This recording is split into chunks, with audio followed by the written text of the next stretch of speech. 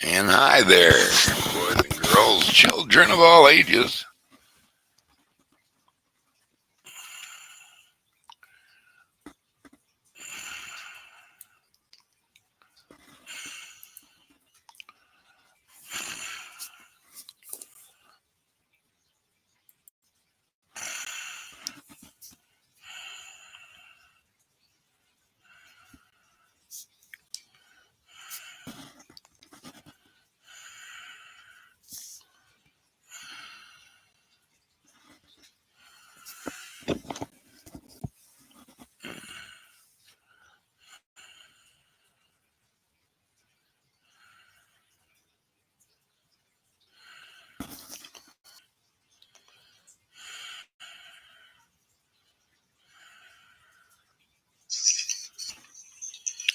Hi there.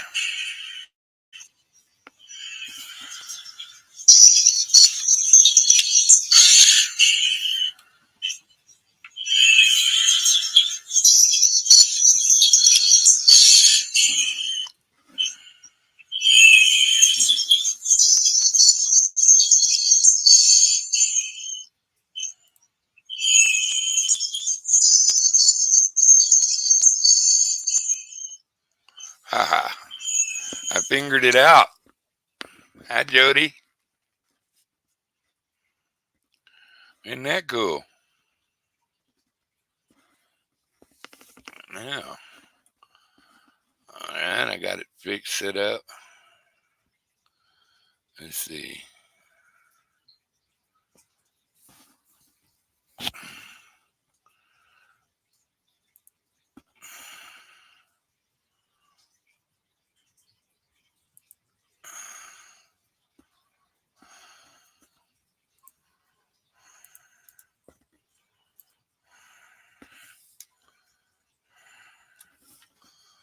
How do you get up there? Woo-hoo.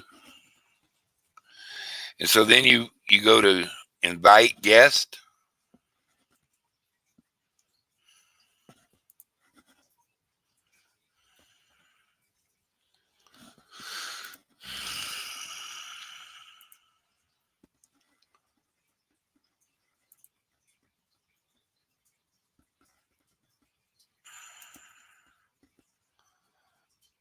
Let's see. Hey, Chris. Hey, Curtis. Hey, I'm new to this stuff, dude, and I'm pre-60s baby, so hell, I'm pretty surprised I get to see my mug up there. Let's see. Okay, invite guest, copy link, wait, copy. Okay, it says copy. I think this is it here.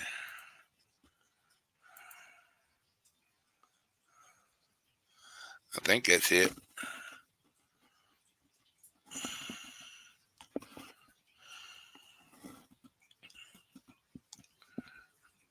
Might not be. It says copy to clipboard, or you just go to the post comment.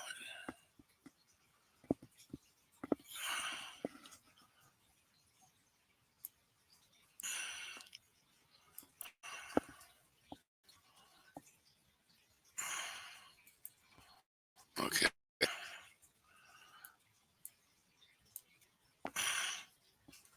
Copy.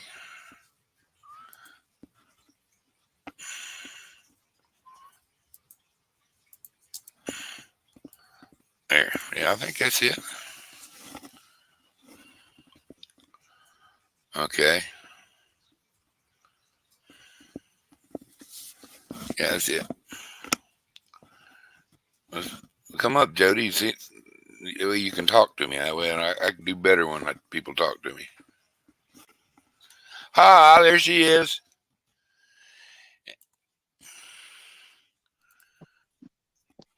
There you go. You did it. Yay. Hi, darling. Look Howdy. at look at that. I even made you bigger. Yeah. You're my first panel on the invasion. Hi, darling. Yay. I've been spared. Yeah, you have been officially spared as honorary first panel member on the invasion. Wow, man, it ain't that hard. No, once you do it, it's You easy, know, ain't it? yeah, it's getting kind of common sense, and I'm like, oh my God, well, why ain't nobody seeing that? Why can't I? First time it got on my on another app that I had, through YouTube, but it was like wanting me to be the alien. It wanted me to put on my persona, my Mhm. real persona, so I got out of that. I had to restart. I had to restart my computer to get out of that. And then you go StreamYard, and I go, well, wasn't I in StreamYard? That was YouTube. So yeah, so Mhm. wow, that's so cool, dear. Yeah. That is so cool.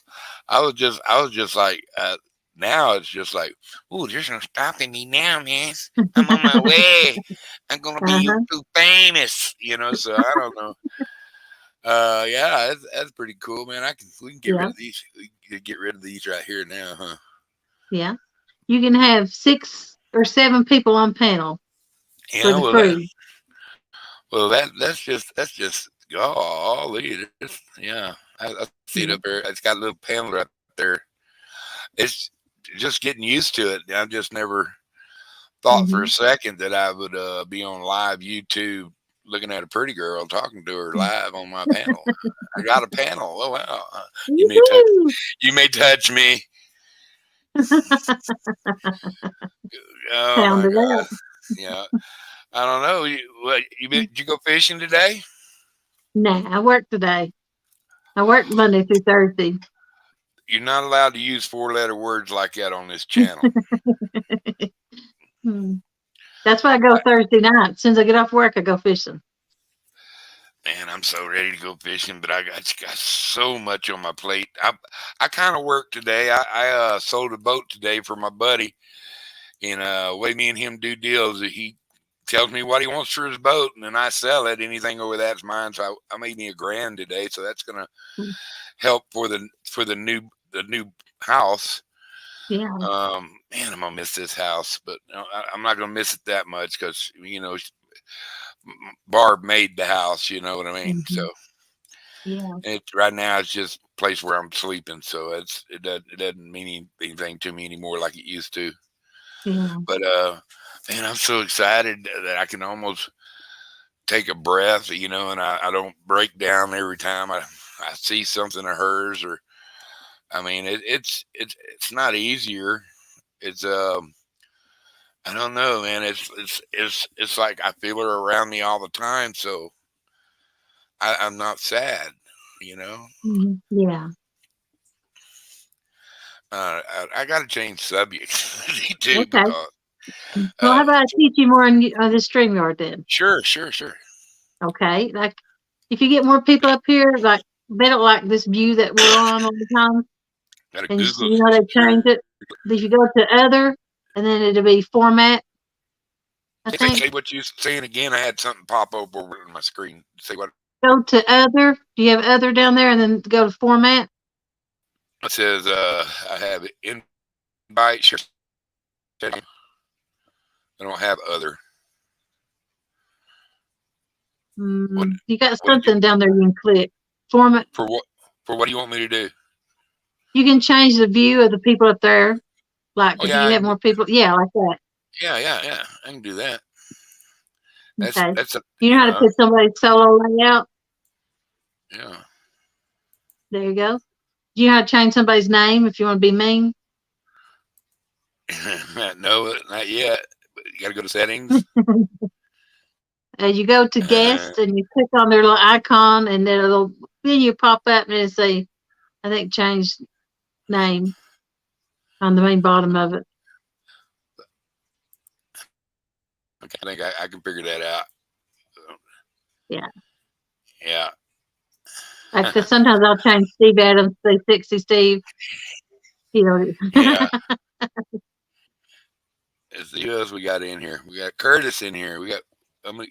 What do you tell how many people you got in? Usually at the top around that red button, telling him how long you've been going live Okay, yeah, at the main top.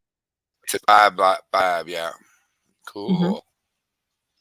We got 5 people. Who else in here besides Chris Everett, Curtis, Huge, me, Mm-hmm.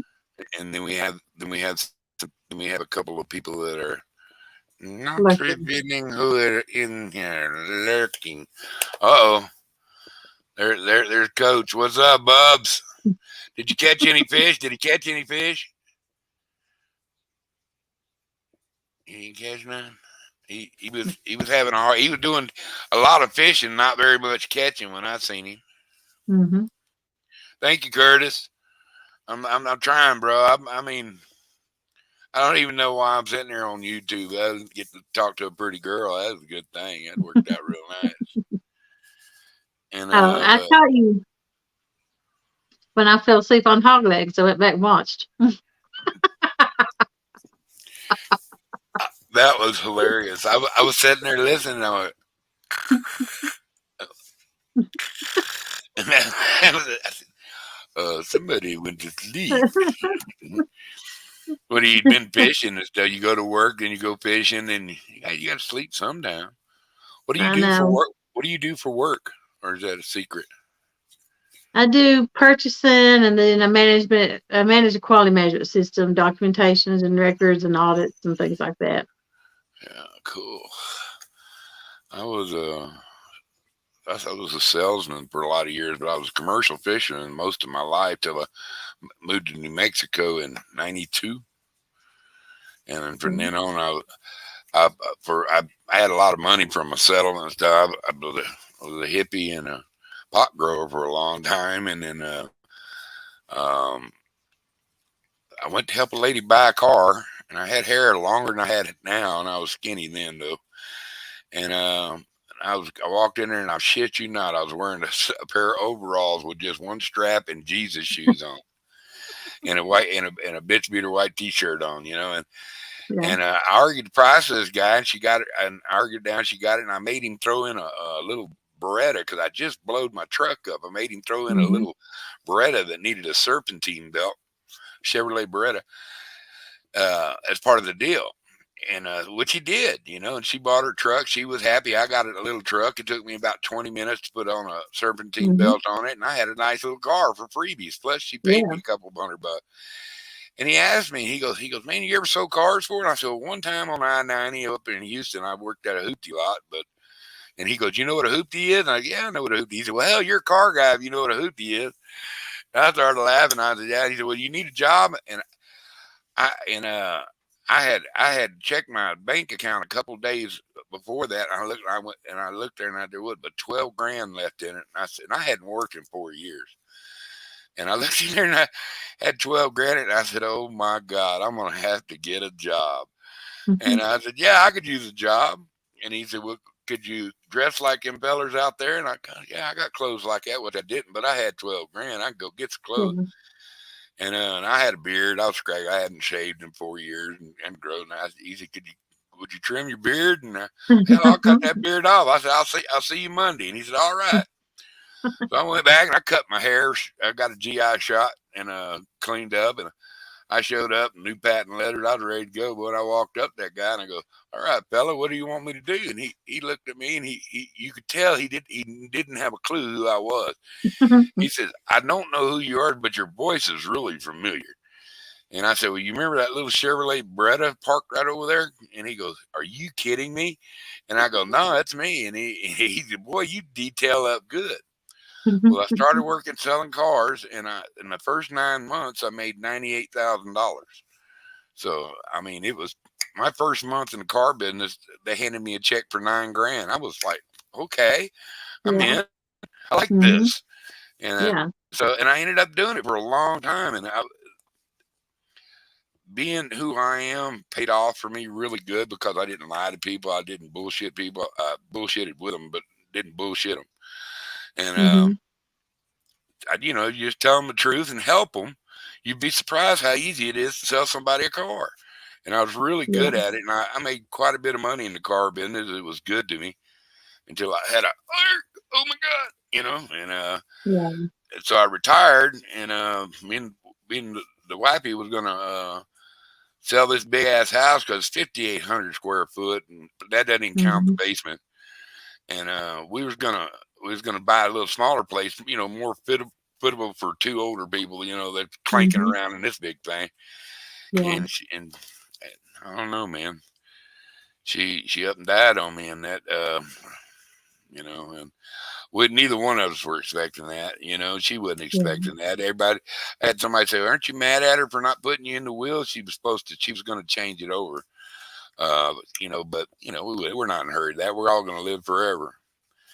And her her kinfolk are kind of mean, so her brother is out. I can hit his house from my house with a rock, and I don't have to throw it hard. And Yeah. he hates me. He really does. Me and him got in a squab, and I had to pop him in the knob in the snot box for hitting Barb. And Yeah. about 5 years ago, I ain't said a word to this cat, and now he's all about kicking me out because he owns half the property.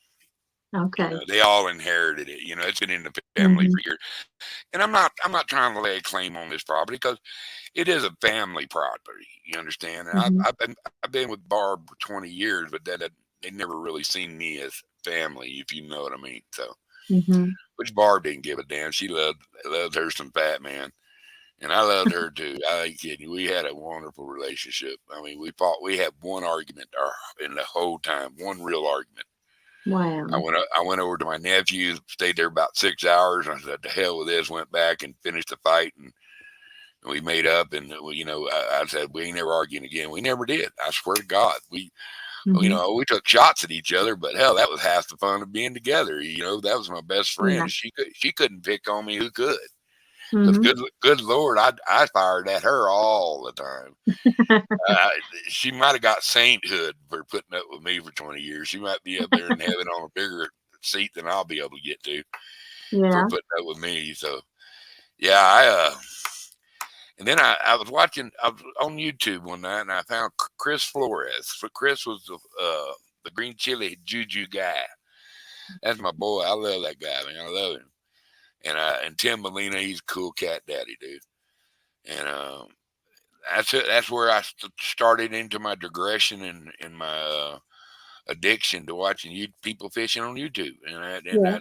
and now I watch a bunch of people that fish freshwater, saltwater, and then I got in this little catfish community kind of thing here, and Mhm. I have met some of the most awful, wonderful people ever, and they're good people. I mean, Mhm. there's people that talk to me all the time, just say, "Dude, you can call me any day, time or night. You just need somebody to jabber to." And I took a couple of them up on it. They know who they are. Love you guys. Tom, your boy, my boy Troy, like, oh Steve, he's a good cat. I like him. He's funnier than hell. Mhm.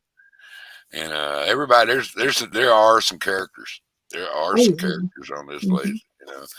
And just seeing the camaraderie ship, when them boys were at CatCon and stuff like that, most of them I never met each other, just like me and you. All Mhm. we ever done was type to each other, send flowers. I send flowers to everybody. And Yeah. I didn't really ever get to see, nobody really knew who I was except for that one little short on my first content. And I said, well, if all them people can do it, I can try it. Yeah. I'm not looking to make a buck. I'm not looking to make a dime out of this stuff. It's just give me something to do and while I'm rattling around here by myself. Mhm. So what made you decide to start on your YouTube and fortunes?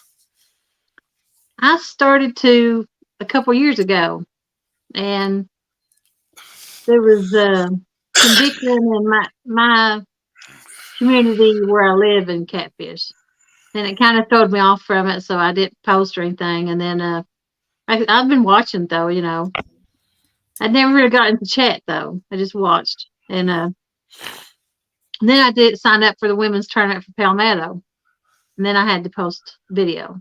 That was your breakout. Yeah, I was really nervous about it. there's one of my heroes right there. I really like that kid. Road Warrior. I don't know if you've seen him. He just ate a piece of hot chocolate and a hot chip.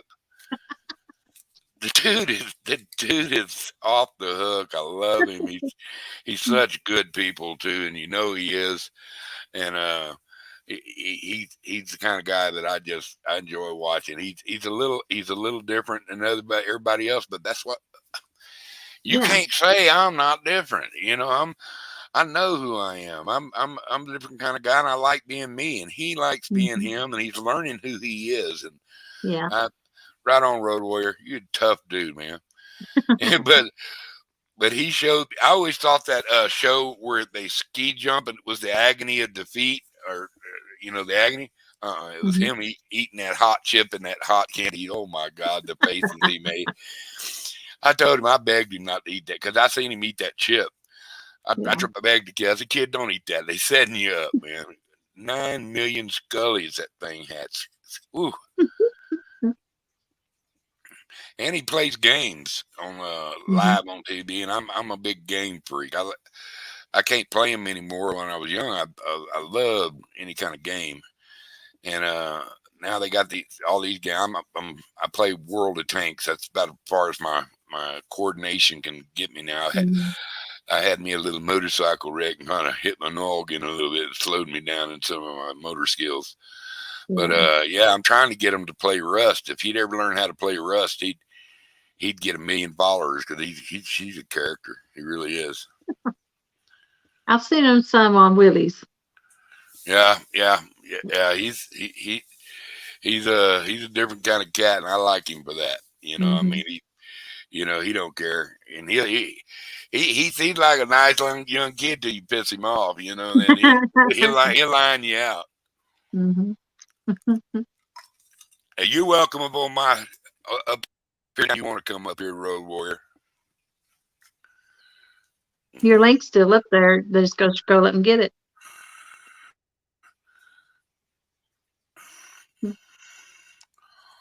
You know what I Were want you to at do?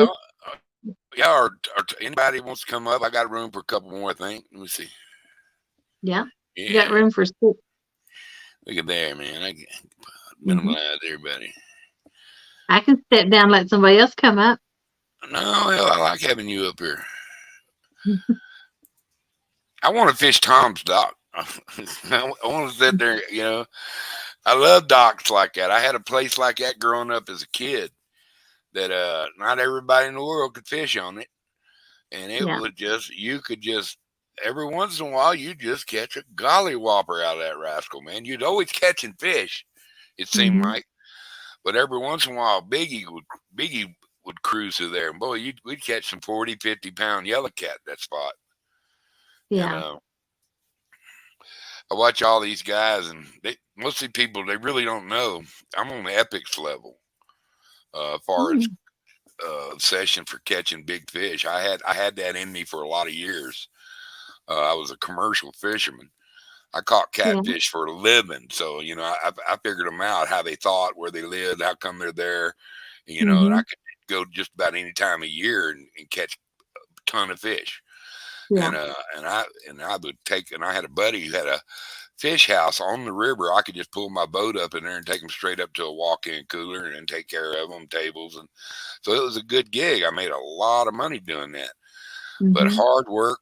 It, I was running trout lines and limb lines and throw lines Mhm. and that sometimes in between killing time, I just fish with a pole. Yeah. And I got into some big gizzard shads, and I caught a couple, and I happened to have a little fish basket with me, and I throwed a couple of them live big shad in there, and I only had 2 in there, so they stayed alive. And while I was waiting because that's how I figured out if I wanted to fish a spot, is I'd set a trout line, wait an hour or two, and then I'd go check if I had 3 or 4 fish, or that'd be a good Mhm. set if I let it soak overnight. Yeah. And I knew where big yellow cats live, and I went and found me a good hangover, and I chunked that rascal in there and caught about a 60 pounder. The first one I ever caught was about a 60 pounder on a rod that I was actually targeting, trying to catch a big one. He didn't let me down, and I've caught a couple over 75. I don't know exactly Ooh, how much they were, but they were over 75 pounds. yeah. I want a boat in a catfishing tournament on that same river in the same stretch, but there was one stretch there that was like dependable in April, March, April, and May. Mm-hmm. They would just come in there. I don't know if they were Mm-hmm. breeding in there. I don't know if they were just there for a poker game. I don't know why them big fish are in there, but you could literally go catch 3, 4, 5 big fish a night. I mean, Yeah. big fish, and you'd catch a bunch of what decent fish, 20, 30 pounders. Yeah. But there ain't, to me, there ain't a better eating catfish than a little yellow cat, weigh about 5 pounds, 6 pounds. I've only had one that swallowed the hook and I kept it. Do what? I've only kept one of the yellow bellies, the flatheads. Uh huh. How It big swallowed was the it? hook. It's about 8 pounds. That a skunk fell in the window well at my house on my. No, you didn't. Did you make a pet out of it? Was it a baby skunk? Was it a full grown skunk? Did you get sprayed? What's going on? Hey, Hill Jack, Calabar, welcome in, all you folks. You know, that's a trip.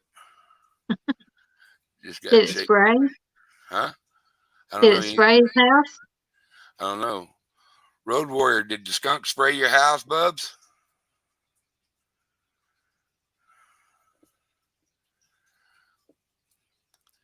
I come close to getting sprayed one time.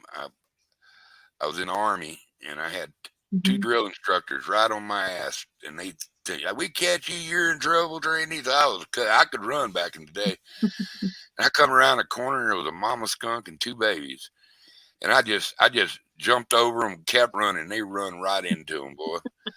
And they were chasing me to the captain's office. They said they wanted me in there. I'd went and used the telephone when I wasn't supposed to, and I was in trouble. So, Yeah. and the skunk didn't get me. It got them, and boy, then I was in war. That's my only skunk story I got. Yeah. You know, except we had pet ones. You know, when we were kids. Really? Yeah, No. yeah. They were defumed, debombed. Okay. Well, I had squirrels, coons, possums. 15, 20 dogs, 28 cats, horses, Wow. cows, chickens, ducks. I raised tumbler pigeons, Hmm. fighting roosters. I had everything. Yeah. Bye, Calabar. Thanks for stopping in, brother. He's holding up a pretty good fish there, so with a long board with mesh. Right on. Glad you didn't get sprayed. I don't know, man. It's who's going live tonight? You are. Hey, what night is this? I better mark this day. What is this day? It's It's a Wednesday Tuesday. now. Is it? Well, in your case, it is. Here, it's only Yeah. it's only 10:20. Okay. It's 12:20 here. Oh wow, you're way east. Where Yeah. do you live? Tennessee. I want to go fish that Tennessee River. They've got some big fish in there. Mm-hmm.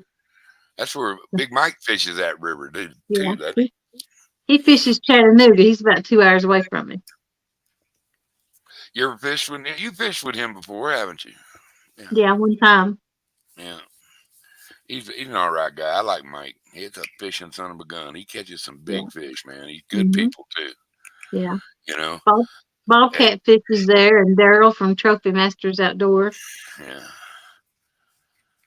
yeah, yeah. So who's all got tournaments going on?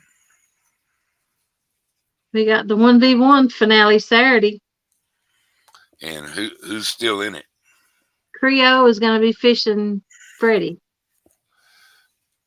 And that's the last 2. Yeah. I think Freddie's gonna take it on the chin on that one. I know I he think, is. I think Creo gonna bust him up. I think. Uh-huh. I'll tell you what, that coon ass can catch some fish. Yeah, you My can. my show, I can call him a coon ass. He knows he's a coon ass though. I like that guy, man. He reminds me of so many people that I hung out with when I was young, because I had kinfolk from Louisiana, Hmm. and I didn't even think I liked coffee till I started drinking community coffee there. Because I Yeah. Folgers and Maxwell House wasn't getting it done, and now I like real thick black coffee. I like a Thunder uh, class coffee or good French roast. And I mean, that's how I learned to get coffee. But I used to ride tugboats up in Louisiana, and I used to ride with Cajun people all the time. And I Hmm. ran a little crew boat. I serviced about 6 or 7 production wells, and all I did was run that boat out there to them wells and Hmm. take them groceries, water, supplies, and stuff like that. So that was a really cool job. I Yeah. was making $125 a day, but I was on call 7 days a week. Hmm. But at the end of the month, the oil companies would all pitch in and throw me a big old chunk of money. So I was doing good. I was doing pretty good. I wish I'd never sold that boat. I wish I'd have made a fishing boat out of it, because it was a hell of a boat. Yeah. And but you know, I got when I left the Gulf Coast, and I said I'm gonna move to a place where they don't even know what an anchor store is. And I come in. My buddy moved to Madrid, New Mexico, little hippie town, artsy fartsy kind of place, but mostly old hippie. Used to be an Yeah. old coal miners town. Great place. And we moved in there, and I was there for about a week, and I just got a big settlement, had a pocket full of money, and I was fleeing Texas law. So I looked up at the buddy of mine and said, "Where's the anchor store around here?" And this lady, there was a waitress there. She goes, "What's an anchor store?" And I said, "This is it." And so I moved there. I swear to God, true story. And I moved there. And everything was so different. They taught me how to grow weed, real weed, and I ain't nothing to brag about, I guess, unless you're like me and proud to be a grower. And but they taught me how to mine for like turquoise and other gold Hmm. and stuff like that. And some of the coolest people. It was a really cool little town. If somebody came into town looking for you, you would know somebody was looking for you before they found you. Yeah. That's the kind of town it was. And the kids could walk around. They didn't have to worry about somebody snatching them. Dogs didn't go around on a leash. In fact, the mayor of the town was a big dog named Thudeen. And she was cool. Yeah, it was a begging dog. She had a route. I swear to God, you could literally sit up on the hill and watch her. She had a route. She stopped at this place, this place, this place, this place, this place, and this place. And you'd hear we called her Roo, and she'd go out there and go Roo, Roo, and then she'd just sit down until somebody Hmm. come out and handed her a little snack, and she'd go about her business. But Yeah. that was the coolest dog. We literally just laughed our ass. We used to have what we call Madrid TV. We'd sit there up on the wall and watch all the tourists and stuff, and then we'd fish Hmm. for them. Had a little 33 Zepco. We'd turn the drag all the way down, tie $1 on it, and throw some change out there, and put that dollar out there on the ground.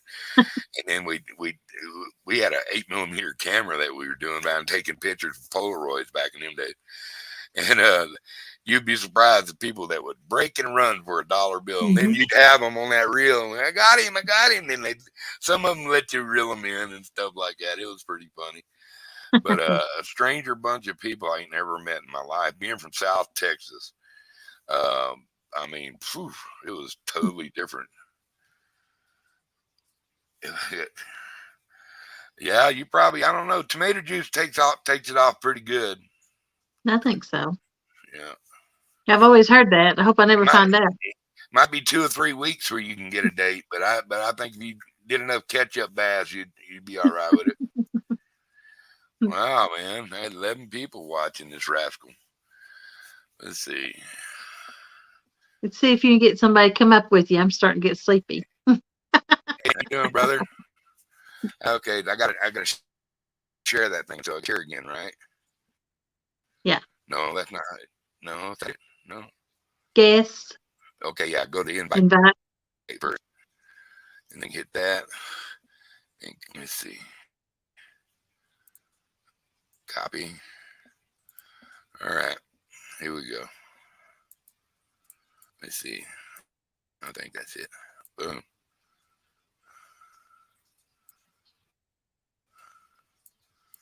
There you go. Troy or Road Warrior or anybody want to come up? Y'all put dude, I'm losing the dame. The broad is gone. She's out of here. She's 86. I'm done with her. You catch you a good net, sweetheart. And I knew you would. thank you for showing up. You're welcome. And I appreciate you, and I send All you right. flowers for a reason. Bye-bye. All right. See ya. Bye-bye.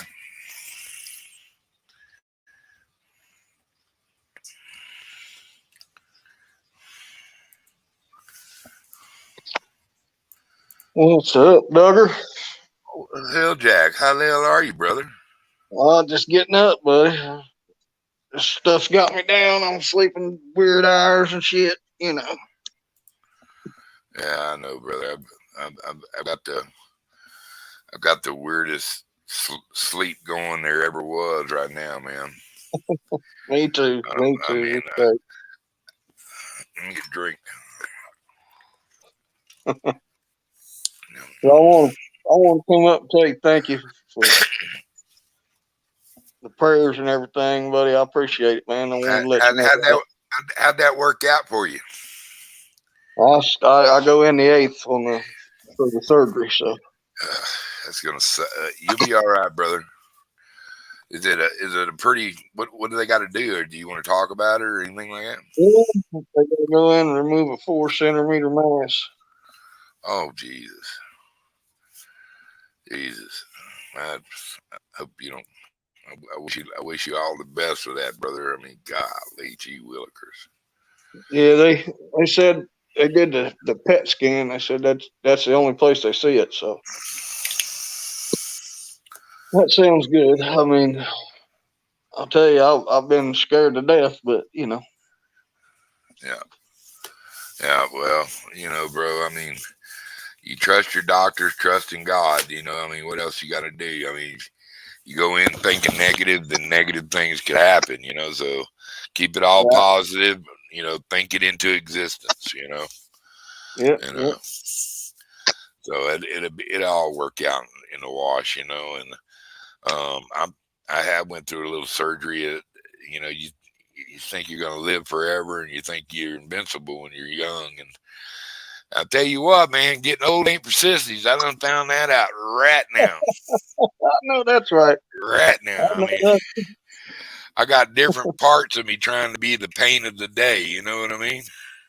You know what kills me is, my mind tells me you can do it. You can do it. You can do anything. Yeah. And then before I get to start doing it, my body says, "Whoa, son." I think my brain's finally catching up, because I kind of whacked it on the ground a couple of times from bull riding to motorcycle riding. I put a couple pumpings on my noggin, so I'm kind of slowed down. No, maybe not. I know I'm a klutz. That's why they was always trying. My buddies are always trying. They all big skiers. And they always trying to get me to go ski, and I go, dude, trust me. That's just another way for me to go get hurt. I'll pass on that. I know that's right, man. Yeah, I tried it. I tried that skiing once. I spent more time on my hind end than I did on the ski. Road Warrior, I hope you get the feeling, brother. That sore throat's probably from that hot piece of chocolate. And Jody, thank you for being my first guest. What the hell is that smell? Oh, what up, Buttercup? No. I hope your camera didn't break. It hurt it. It hurt it for sure. I bet it did. How's it going, Hill Jacket? Hey, Troy, what's up, buddy? Not much, nothing. Just sitting here at the house. That's about it. All right. Wishing I was fishing. Yeah, I'm gonna try to get out one time before I go in for this procedure.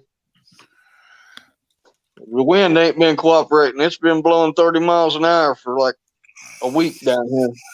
Yeah, I know the feeling. It's either been raining or windy the last week and a half here. So tomorrow's the first warm day we've had in probably 2 weeks. It's supposed to get up to like 78 degrees. and there's also 45-mile-an-hour winds. Oh, oh, that's time you watch fishing on TV like I do. That's about all I can do. Then it's supposed Watch to rain for the next videos. week. It's supposed to rain for the next week, so I'm stuck watching people fish some more. But it's all good. Yeah, it'll Well, come around eventually. I tell you what, I watched both of y'all boys, and I really enjoyed meeting both of you and to have y'all up on my panel now. I appreciate you. This is actually my first StreamYard live. I didn't know anything about StreamYard, and I just we're doing it like professionals now. Yep. So Yeah, did you see the comment I posted about that for you earlier? yeah, I'm gonna revoke your ship license. yeah, and to revoke them. Well, it was a new ship. You know what I mean? The other one's still in the shop. Ad would be giving me shit too on my other channel, on the other one, on the YouTube when he goes, see, that's what happens when the aliens invade. Yeah. I leave a bunch of old ships around for Avid to destroy. That way he feels like he's doing something. When I get my good ship fixed, I'm gonna snatch his ass and sell him to an interstellar zoo. No doubt. Sell him as a Sasquatch. Yeah. But that's all right. If he don't get shot first, because I tell you what, I've had my fishing spot. I got video footage and I still ain't posted it. And I was wearing size 11, like mud boots. Yeah. Or boots, whatever. And these prints were like, I gotta get the camera, just much longer than my feet. With a size 11 He's a big fella. He's a big fella, bro. There's somebody. I know it's a Bigfoot because barefooted prints in the sand up there. I pushed down on top of it, right next to it, and I bounced up and down to see how much that pressure would take. My print went in that far. These prints was that deep. That's heavy. That's heavy. Yeah, and the foot stride was at least 3 foot apart. Y'all got big deep woods in there around that area? Yeah, and actually, after I heard a noise up there one day, sounded like a tree breaking over and some god-awful noise I'd never heard, and seen them footprints, I decided to go on the cryptid type deal where they can go check on cryptids. And within a 2-mile radius of my house where I'm at right now, in the last 20 years, there's been 7 confirmed sightings. You know how they report them? It's confirmed. Yeah, and they got little pin. Yeah, they've got 7 of them in the woods I fish in. Wow. Well, you ever come here, I'm try to feed him. I mean, they're not messing with nobody, so yeah, they probably just as scared of us as we would be scared of them coming upon one of them. Yeah, no doubt. Well, I'll tell you what, I've heard some strange shit in the woods, Bubs, in deep woods of Texas, where I'm from. I mean, if you go back, I tell you what, if you go back to Aaron Catfish Regulators 1v1 when me and him went against each other. I was going to cancel out that 1v1 because my stepson had just went to the hospital and we had a whole rough week. And I was like, and then I get up that morning, I was getting ready to call him and say, look, we're going to have to reschedule the 1v1 because, I hadn't slept in 2 days and everything else. And then I get up, and as soon as I get up, he's got a video of him driving to the dock for the 1v1. He said, I got an hour, 45-minute drive to get to the dock. He said, I've got a 1v1 versus Troy. I'm like, well, you know what? I ain't canceling now. He's already went down there. I went out down on my bank where I normally go at, and I kept on hearing these weird noises. And I turned around, and I literally, you could hear the noises in the background. I turned my chair around like this to where nothing can sneak up behind me. Then you start hearing it come up behind me. I slipped my chair another way. You'd hear it come up another way. I went back down on the next day, and there was cat prints this big. Yeah. Mountain lion prints. Yeah. I live in New Mexico. I know what mountain lions are. I've seen a bunch of them. And apparently they said we don't have them here in Louisville. Hey, but yeah, you do. Yeah, you do. I've seen some big bobcats. But I've never seen a bobcat print this size. Never. Old Mechanic, how you doing? Welcome into the invasion. Old Mechanic, how's it going? We got freaking Black Panthers down here. Yeah. And South Texas. DNR just released last week. I get emails from DNR. Mm-hmm. Yeah. And down here in the National Wildlife Area, it's like I don't know how many thousands and thousands of acres. They got confirmation of 2 tigers that somebody had us, kept caged up, and they cut them loose. And they've got 2 confirmed sightings of tigers, actual lions. Oh, good Lord. Have you ever been next to a real tiger? Yeah, at the zoo. They're freaking huge. My buddy owned a couple of them, and he owned a lion. He had a little miniature zoo, and they were like just big putty cats. They were, they loved everybody. Yeah. But I was scared to death of them. Their heads were this big, bro. Yeah. And then I watched some films from India of a tiger snatching people. They don't care. You're just a piece of meat to them. Yeah. That's like I had somebody tell me, I ain't worried about no cougar. And I go, let me tell you about Mr. Cougar, Mountain Lion Painter Tat. He can reach out and snatch up a 300-pound mule deer buck. Yeah. At a run.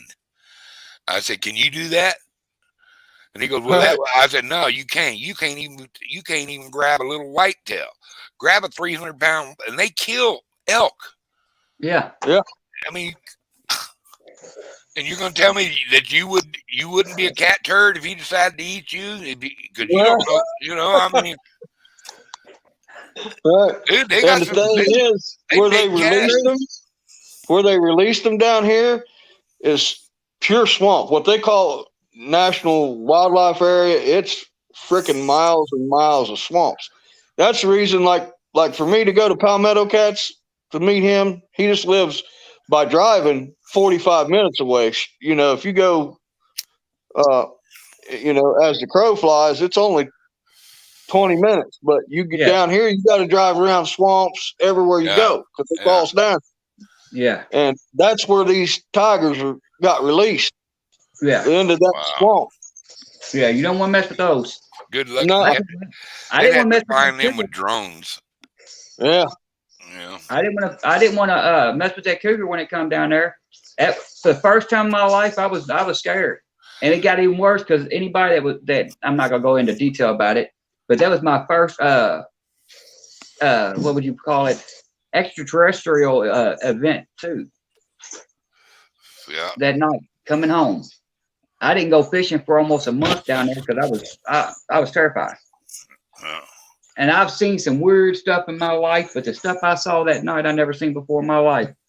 I seen UFOs fighting one night, bro. I'm not kidding you. I was on Abiquiu Lake in New Mexico, and we was out there actually walleye fishing off of a dock, and it was just clear night. I mean, stars out everywhere. I don't know if you ever been to New Mexico. It looks like the stars are closer there. And we seen probably about 10 or 20 of them. It looked like they were having a fight, bro. And I mean, the way they were moving and how fast they were moving, and all of a sudden there'd be this big flare of a blue light or red light up in the sky, and it lasted for a good 10 minutes. And I said, and I called my buddy. I said, can you see this from Santa Fe? And he goes, what? I said, go out and look at, and I told him, I said, look north towards Abiquiu and see if you see anything. Because he lived up on a mountain. And he goes, what the hell? And then I hear him say this, what the hell is that? I said, it ain't jets, buddy. I said, because they up in space. And they were, and the amount of speed they were going, and from one, I mean, you could just tell it was weird. And I seen something come out of the water one time working offshore in the Gulf of Mexico. I seen something come out of the water and go up in the air and go. Yeah. That I used to drive all over the United States. I had a one of them big Sprinter vans, and I delivered hot freight after I shut my construction company down. Bo, New Mexico is vast.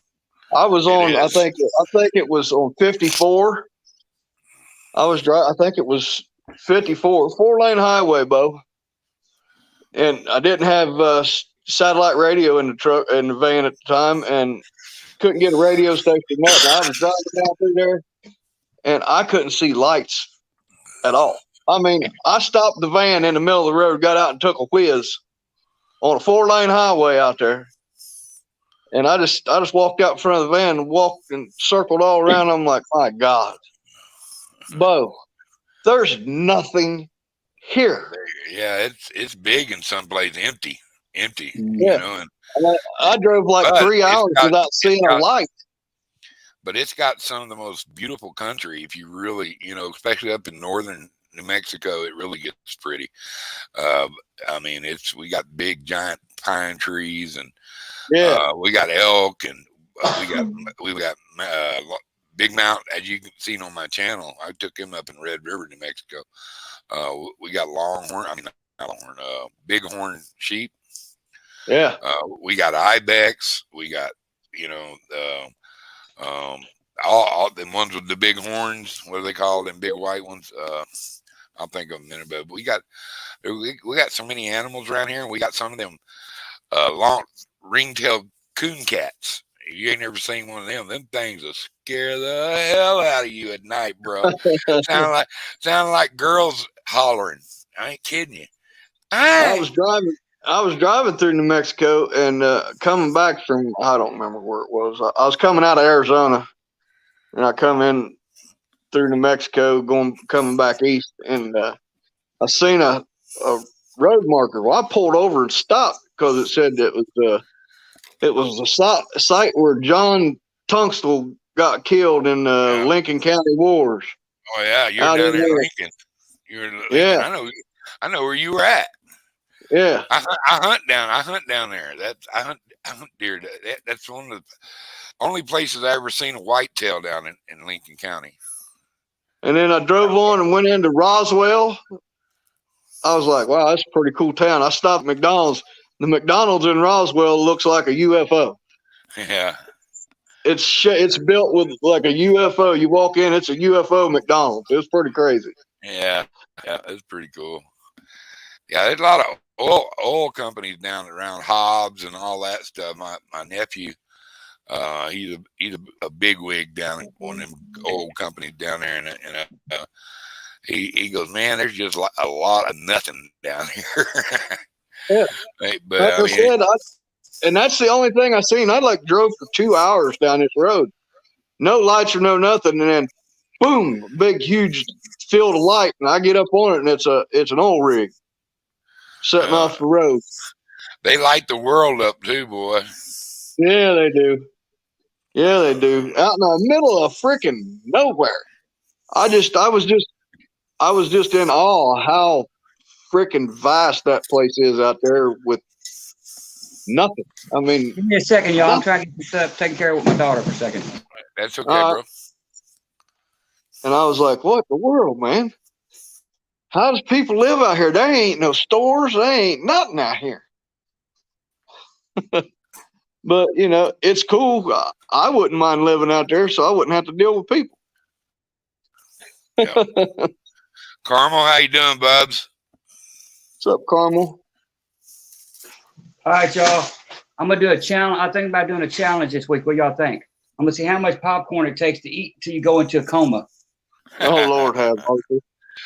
Good Lord, dude. Where'd you get that big old bag of popcorn? 25 pounds of it. My brother works at a popcorn factory. He just started working there, and his kids asked could he get some pop, or he asked if he could take some popcorn home for his kids because they make test pop it. And they had this big, huge garbage bag. I'm talking 65-gallon garbage bag. He goes, here, take the whole bag. Then he brought it over here. That's I'm like, I don't want it crazy. over here. Lord have mercy. That's a lot of popcorn. Guess what I bro. got in the mail this week, Troy? What's that? When we come to CatCon, there wasn't no hotels available down around CatCon, so me and Big Mike stayed in a hotel over in Indiana. I got a freaking toll bill from Indiana. I crossed the bridge 4 times. I-65. Yep. And they didn't. Yep. And you didn't pay it. But there was nowhere to pay. No, they don't. They take a picture of your card, send you a bill. So when you're driving that down there, you need to get you one of them Batman things that comes down in front of your license plate. Is that what it is? I've been Yeah. across that bridge 3 times and never got caught on the 3 times I went across that bridge. It was all accidental because I go around it. The traffic got me pinned on it 3 different times where I had no choice but to go across it. But luckily, I have a shade shield that goes over my license plate. And every time the camera hits it, all it does is reflect and flash. Yeah. Yeah. They got me $17.50. Yep. Well, look, goodness gracious, man, I'm honored. Hey, look who done slipped in here. How you doing there, Big Mark? I see Mark. I see Carl Muncie. How's it going, y'all? I'm looking at the What's up, chat Mark? over here on my TV because I'm Yeah. so I can. Old mechanic, what's up, buddy? I see old mechanic Chris Everett. David Smith, how you doing, David? Christmas Chris. David Smith. Yep, David Smith snuck in here too. But yeah, man. And Well, you was talking about Bigfoots and stuff. Down here, they don't call them Bigfoots. They call them Lizard Man. Lizard Yep. Man. I think I seen something about Lizard Man. I don't know. Yeah. I don't know, man.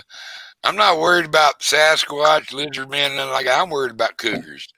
I'm gonna tell you right now, dude. If you'd seen the pile of bones, you be hunting. I hunt a lot, and every once in a while you'll find a pile of stuff, and then look there, and there's a dead deer underneath that damn thing, and it's a fresh kill, and then you're looking around going, holy shit, where's that guy at? And we have bears. Yeah. First time I seen a bear up close here, I about shit my pants, excuse my language, folks, but I almost did because he was right by me. But man, we was camping out, and I seen something messing with my tent, and that's the last time I ever had a tent from then on. I was in a camper. Yeah. I got my pistol. I walked out, I looked out there, and there was a big old cinnamon bear, dude. Probably weighed about 300 pounds. Big bear. And you could tell he was a big bear, and he knew he was a big bear. Dude, first, I wasted one shot. I shot it, went bam, I said, get out of here, like that, because it was bear season, and I didn't have a tag. And he took off. I mean, it's amazing how that big of an animal disappeared that quick.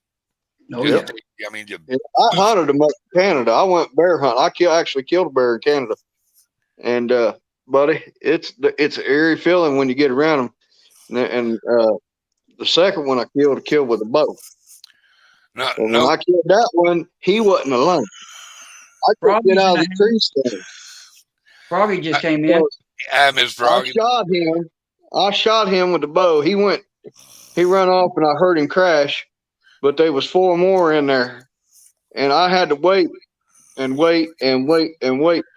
get out of the tree stand because I had to wait for him to move off. I wasn't coming down that tree stand with 4 other bears right there on the bait barrel. I'm like, no sir, Mark, nope, the lizard people were kicked out a long time ago. Just FYI. Yeah, I tell you what, there's no exaggeration. Anybody that don't believe in or don't get scared by cougars and stuff like that, then they got no they sense. need to be more cautious. Yeah, because I tell you what, if y'all think it's nothing to worry about, take this into mind, okay? Go watch that video of me on the 1v1 of Aaron's. It's the beginning of I think of the second stream or whatever, and watch the panic mode I go into. Okay, now this is coming. I'm not a tough guy or nothing else, but I've been shot 3 times. I've been stabbed twice. Ouch. And I had. Damn, we pissing a lot of people off, bro. What's going on with that? It's just the area I live in, and I had a 9mm on my hip, and I run hollow points and everything else. Even with it on my hip, I bounced around like this. I could not sit still. I was watching the woods like this. Every 5 seconds, you see me turn my head up on and do like this. That's why I've always had a little yapper dog. This first time in my life, I haven't had a little yapper. I always had me a dachshund, or a Jack Russell. Always had a little noisemaker. You know what I mean? I want to know what's around me. And Yeah. I always wanted to go hunt a cougar. I've always wanted to go out west and hunt a cougar. I ain't got nothing against them pussy cats. Hi, lady. Hi. That's my daughter. I She see snuck in here. you. She snuck in here, sit down. I was like, I watch this. I'm gonna sneak the camera up on her. Do. Do-do-do. Now I tell you what. Up until a year and a half ago, that was my favorite fishing partner.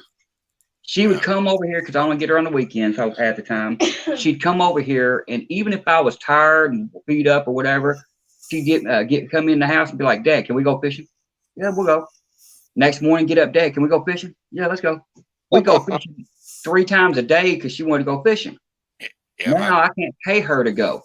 my daughter Ruby was like that. You know, she was all about fishing. But I always had a boat, and I, you know, she could literally. I let her unload the boat. I just back her in, and she'd crank it up, turn around, and my buddy come up there one day, you know, and he had never been with Ruby, and Ruby was behind the wheel of the boat. And he goes, "You need me to get up there and unload the bus?" "No, Ruby can do it."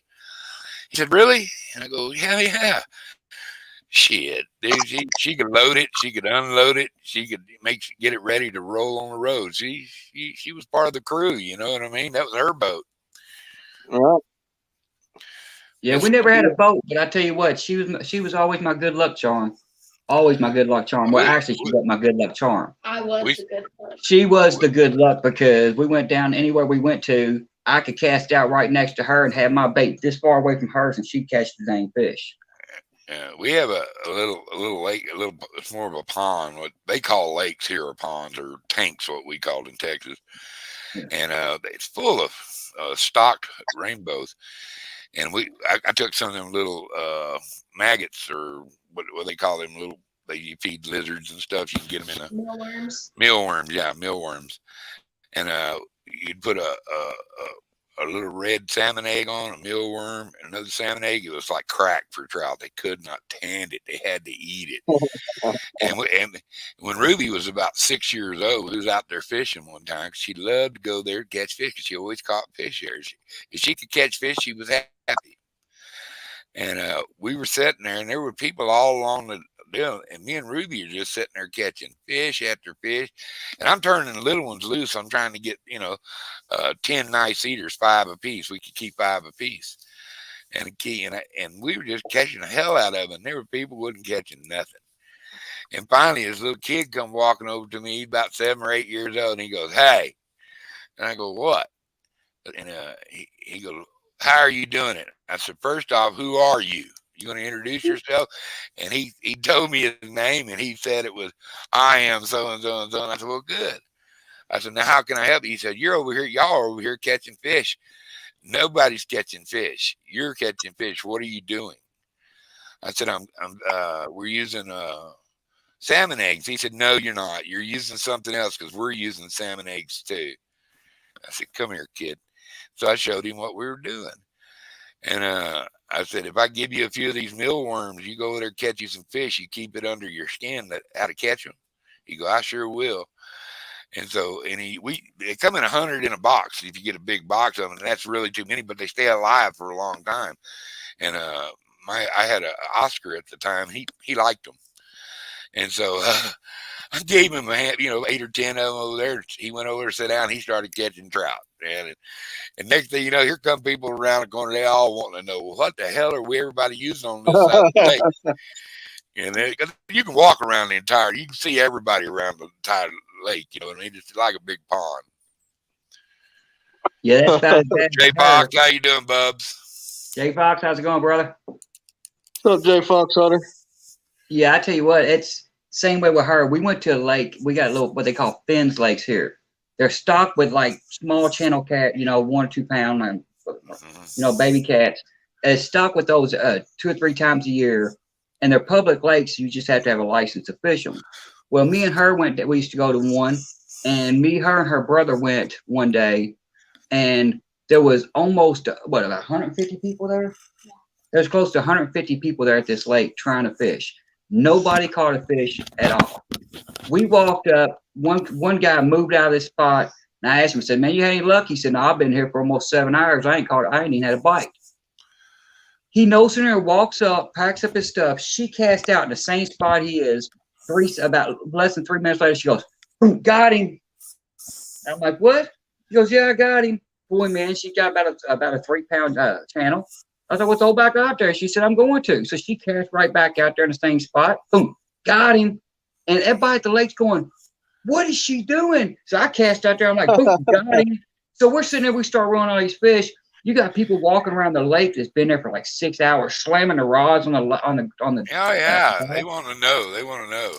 And I'm like that, dude. It goes like that. And she caught like 7. I think she caught 7, and I caught 3 in less than 2 hours, and everybody was mad. They was like, man, what are y'all doing over here? So we went and told them. I told them, I said, you know what I'm using? Using Slim Jim. We're using Slim Jim. I said, go down to the grocery store down here, get you some Slim Jim, and you'll go get you a fish. You were using Slim Jim fishing one time when I watched you one time. You used Slim Jim. Yeah. Who in the hell? Now, y'all want to know a trick? I'll tell y'all a trick since there ain't that many people in here. I was supposed to do a live about it or a video about it, never did. David, I'm trying, bro. I'm trying. Sorry, I was talking to chat a second. That's all good. We call it night crawlers dipped in crap. Well, I'm not gonna say the real word, but you know, night crawlers dipped in crap.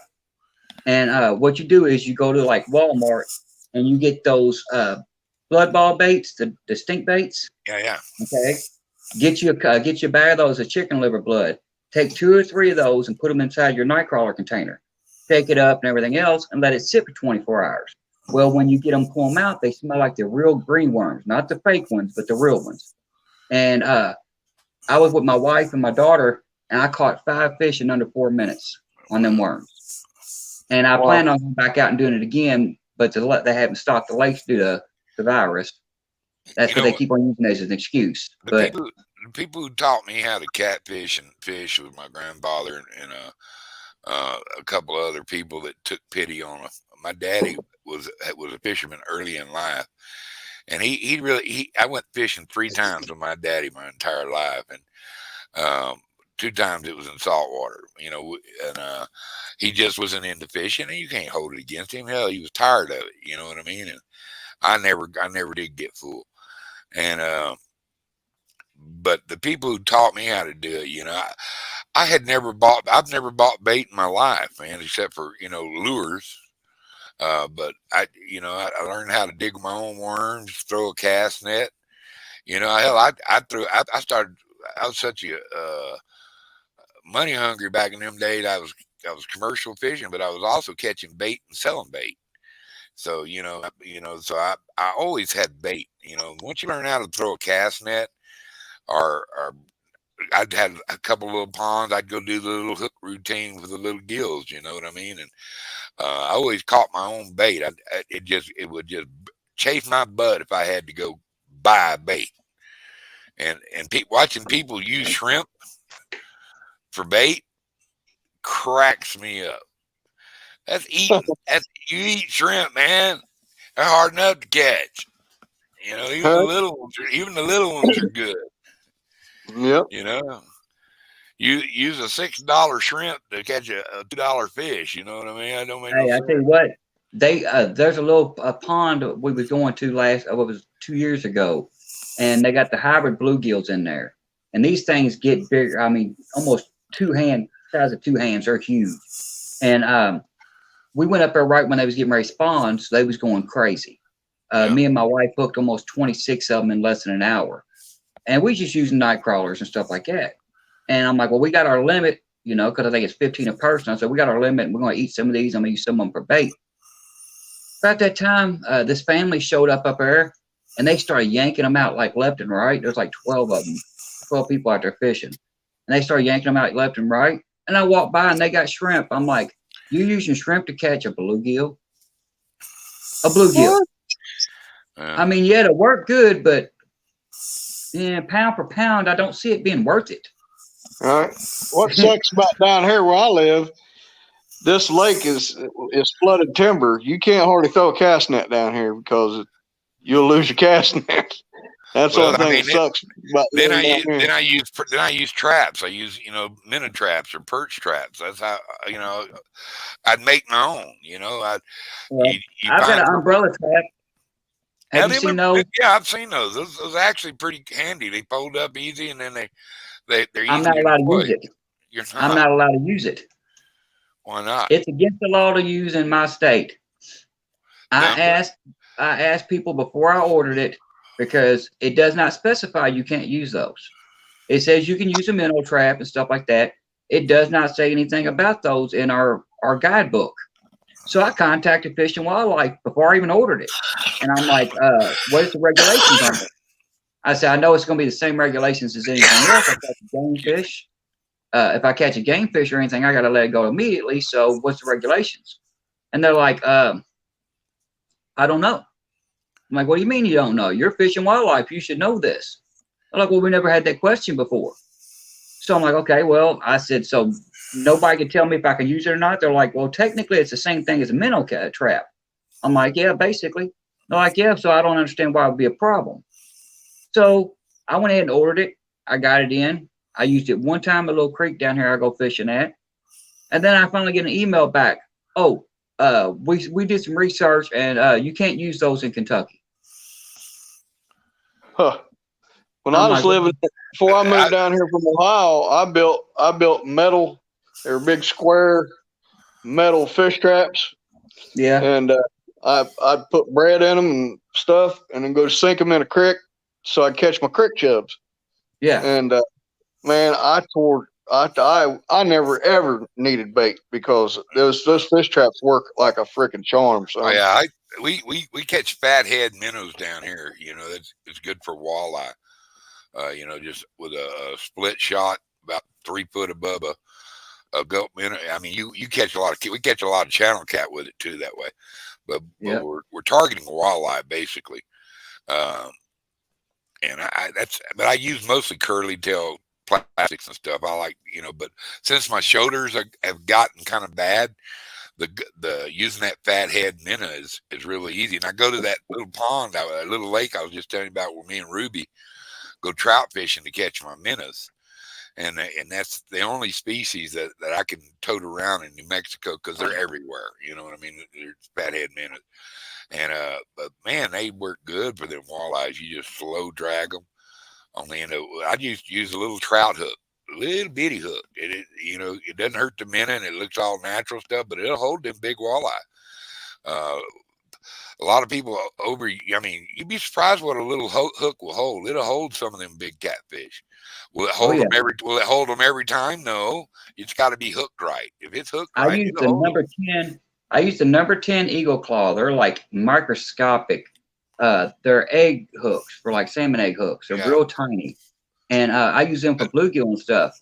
We went to a little local, to my mother-in-law's little pond she has in her trailer park where she was living at when she was living there. And we went over to there, and I was using it to catch bluegill.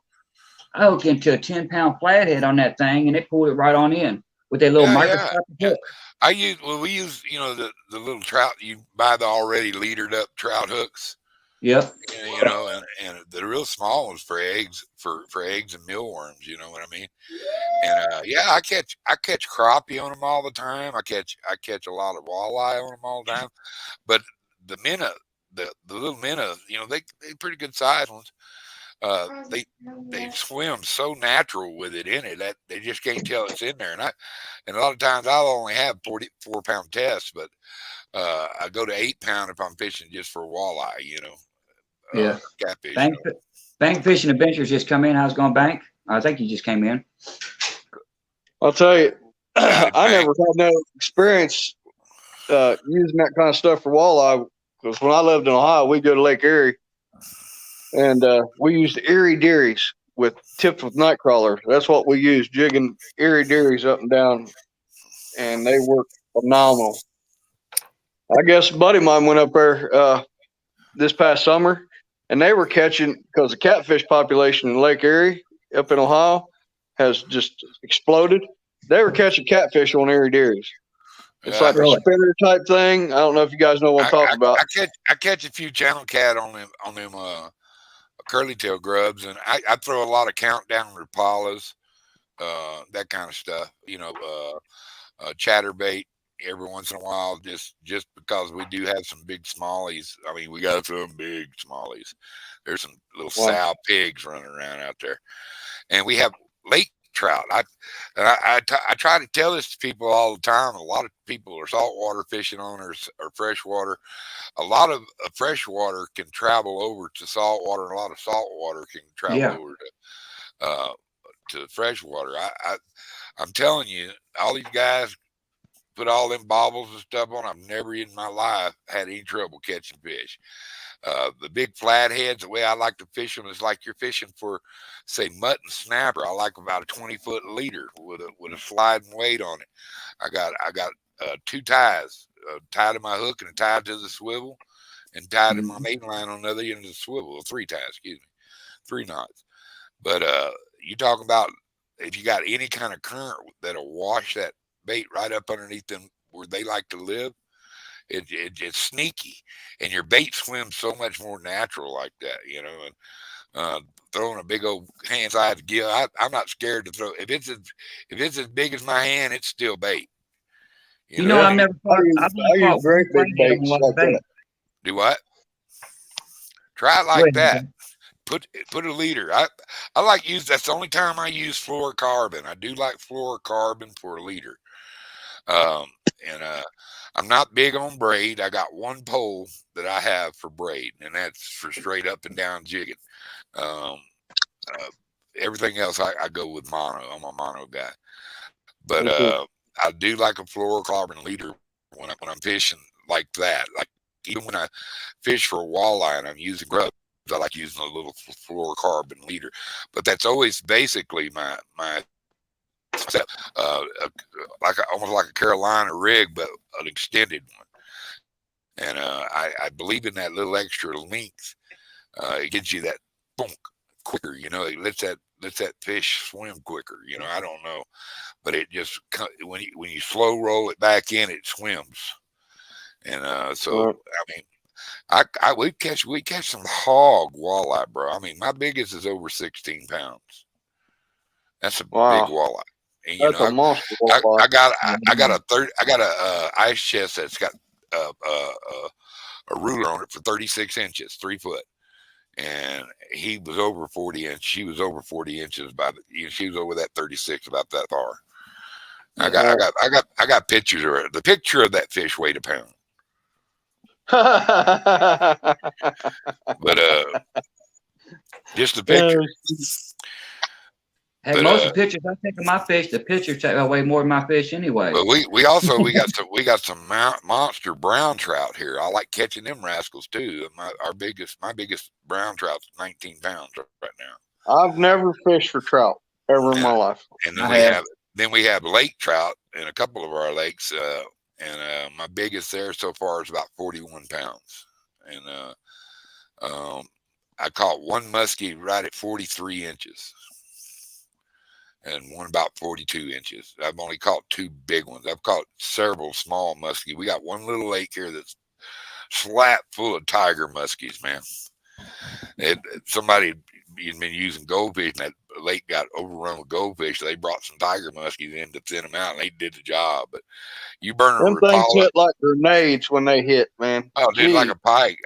I'd never caught pike, walleye, or muskie or nothing like that. I was a saltwater fisherman in South Texas. I was, catfish and bass and but I'd never seen a predator fish in the freshwater other than a gar. You know what I mean? Right. I've caught some monster. I think I've caught a couple over 175 pounds. Lord have mercy. Yeah, and I've seen over a 200 pounder caught. I didn't catch it, but I've seen it caught. We used to do gar rodeos down there where I'm at, and I mean, we didn't hurt them fish. There's still plenty of big fish down there, and I was killing them gar too, but most of them, the great big ones, I wouldn't kill, just because, I mean, why? They had to be tough. They're probably 40-year-old fish, I watch them videos of those guys down there in Texas catching those monster freaking gar. Monster. I mean, longer than the boat gars. That looks like it. I can take you and put you on 2 rivers down there where I live. That, dude, you spend 3 days out there catching gars, your arm will grow with muscles. because they when you first hook them, they lose their freaking minds. Yes, They're good running hard fighting fish. They kind of wuss out, sort of like a pike or a muskie. They kind of wuss out at the end, but they got a tail about that wide. They can move some water. Yeah. You know, we don't have the alligator gar here. Well, we used to have here in the Ohio River. We used to have the alligator gar, but of course, like all the other species, including the catfish that have almost went extinct, they try to repopulate Ohio with alligator gar, but it hasn't worked yet. All we have is the long nose and short nose gar. Yeah, we had both of them. We had all three species. We spotted gar. I love going gar fishing. I love going gar fishing. I tell you what, about a 4-foot alligator gar is good munching. It's good eating. Yeah. And even these 3-foot spotted long nose gar y'all get, them are good eating fish. I just, oh man, if they knew what them fish tasted like, they wouldn't be throwing it back. They're not that hard to clean. If you got a pair of snips, they're easy. A little sharp axe. This year, I plan on going and catching some and eating some. Oh man, they're tasty. I see that video when I fished with Palmetto. That black gar I caught. Yeah, I seen that one. Look, you see who in here now, huh? Oh Sasquatch. God! Y'all talked about him. That son of a gun showed up. Yeah, we talked him up. Sasquatch, welcome to the invasion, brother. Yeah. It took me a minute, bro. I'm glad you made it in, brother. Thank you. Hide the link. I would. What is up, Mr. Avid? I'm going to tell y'all right now, that son of a gun is one of my favorite people in this community. He's awesome. Good heart. Awesome. He's good heart. He's ugly, and I bet he smells kind of bad, but he's a good feller. Yeah, he is. Yep. You know why? He did us a favor growing that big beard, covering up a bunch of that ugly, but he's a good fella, bro. He's on my top 10 of people on this community. I really enjoy that cat. Well, I can tell y'all what, I'm gonna disappoint a lot of people, including my kids, because this summer this beard is coming off. Well, sure, why not? Y'all notice? Y'all didn't know about me, but I always carry a goatee. I always wear. I'm gonna keep my goatee. I always have a goatee right here. I always keep all this side off. All this I usually shave it off, but I've had it growing for the last year. I shaved it off once last year, but it's gone. Y'all talk it up for a second. I'm gonna run to the restroom. I'll be All right. Yeah, I can't do none of this no more. It's just too itchy. I can't let it grow. I let it grow 3 or 4 days, man, and my face starts itching so bad. I got to shave. I'm like, God, I can't do it. I've always wanted to grow a beard, and I'm like, I can't, man, because my face starts itching too bad. And I start digging. I'm like, nah, stop. Yep. The first week and a half or 2 weeks of growth, I'll be looking like I got fleas, and then I'll turn around. After that, it's like you're good for about 3 or 4 months. And you're like, hey, it's all better now. No more itchy. And then as soon as you get outside in the heat and it starts sweating, you look like you got fleas again. You're like, I'll be sitting on my live just going, it's got to go. I can't deal with it much more longer. Is the river still flying like it was when I was up there for CatCon, or is it went down? It went down a little bit. It went down a little bit. Now, see, I'm hoping next year will be different. Okay, they just built a 200. I think they said it was 200 million gallon drain. Cheers, y'all. Cheers. Yeah. 200 million gallon drain for the sewage system, because of all the water rushing through the river as fast as it does to keep it from flooding. And they're supposed to open it this year. So I'm hoping when they do, it'll keep the river levels down some, because it's basically there to hold that water to keep it from rising as much. So I'm hoping it stays down a little bit, because that's what irritates me. I mean, this was the first year I got to go to Catfish Conference, and I was really looking forward to taking everybody out, because, I mean, I live right here. Literally, it took me less than 15 minutes to get in my car. I mean, the only issue I had, because I was going to tell a couple people that they could come over and crash and still get in a motel here, because I've got, a 5-bedroom house. I mean, problem of it is I smoke in my house, and a lot of people didn't want to smell the smoke, but I was going to give somebody. I do too. I smoke in my house. Guess what? My house. Yeah. Like, I was going to let people come over and crash, and then I was going to come over. I told my wife, I said, here's what we'll do. you know, said CatCon's over on Saturday. I said everybody ain't talking about not going home until Sunday. So what we'll do is Saturday about 5 o'clock when it ends, we'll come back here. I'll fire up the smoker. Because I was going to leave CatCon early Sunday, fire up the smoker, have everybody show up here, have about like 10 people show up here, feed everybody, grab the gear, walk across the street, hit the river, and go fishing. But the water's up so high at that time of the year that I can literally almost fish from the street. God. Right. I'll tell you, next year, if I'm still here next year, I'm flying in. I can breathe I'm again. not driving. I'm not driving it. 11 hours. Good, hell good no. for you, Mark. I ain't no quitter. I'm quitting when I get my new house. I'm gonna quit. Right good now, for you, Mark. I got a lot on my plate, and I just I've never even tried to quit before. I know I can. I can do anything. You know, Jesus got me. He can guide me the right direction to quit anything. Yeah, I've quit 3 times, but I've always went back. I quit about 2 or 3 years and went right back. But I'm sorry, I was smoking in front of you. But yeah, I've been smoking since I was about 13. And steady. Dale Hayslip. I set your package in the backseat of my car and hadn't thought about it ever since. I seen it today, so I'm gonna get that out to you tomorrow, buddy. Mark, you said you was up to 2 packs a day. That's it. Oh my Lord! That's nothing. I smoke 3 to 4 packs a day. I literally smoke about 3 packs a day. I dip 3 cans a day, son. Hey, I tell you what. The last time I quit smoking, that was what I did.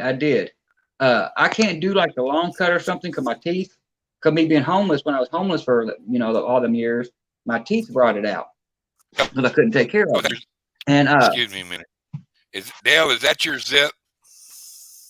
Dale Hayslip, is that your zip code? But yeah, my teeth rotted out, so I can't like do long cut or nothing. I have to do pouches, and I couldn't find any pouches I liked. And then I wound up going to work one day, and I was sitting there talking about needing to quit just right when my wife had her stroke.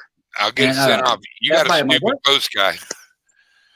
If you knew the tobacco, Hilljack, if you knew the tobacco I had sitting back out there in my garage, my brother passed away about 8 months ago, and he stocked up on it. And I've got an ice chest full of snuff up here. You're not close to New Mexico, are you?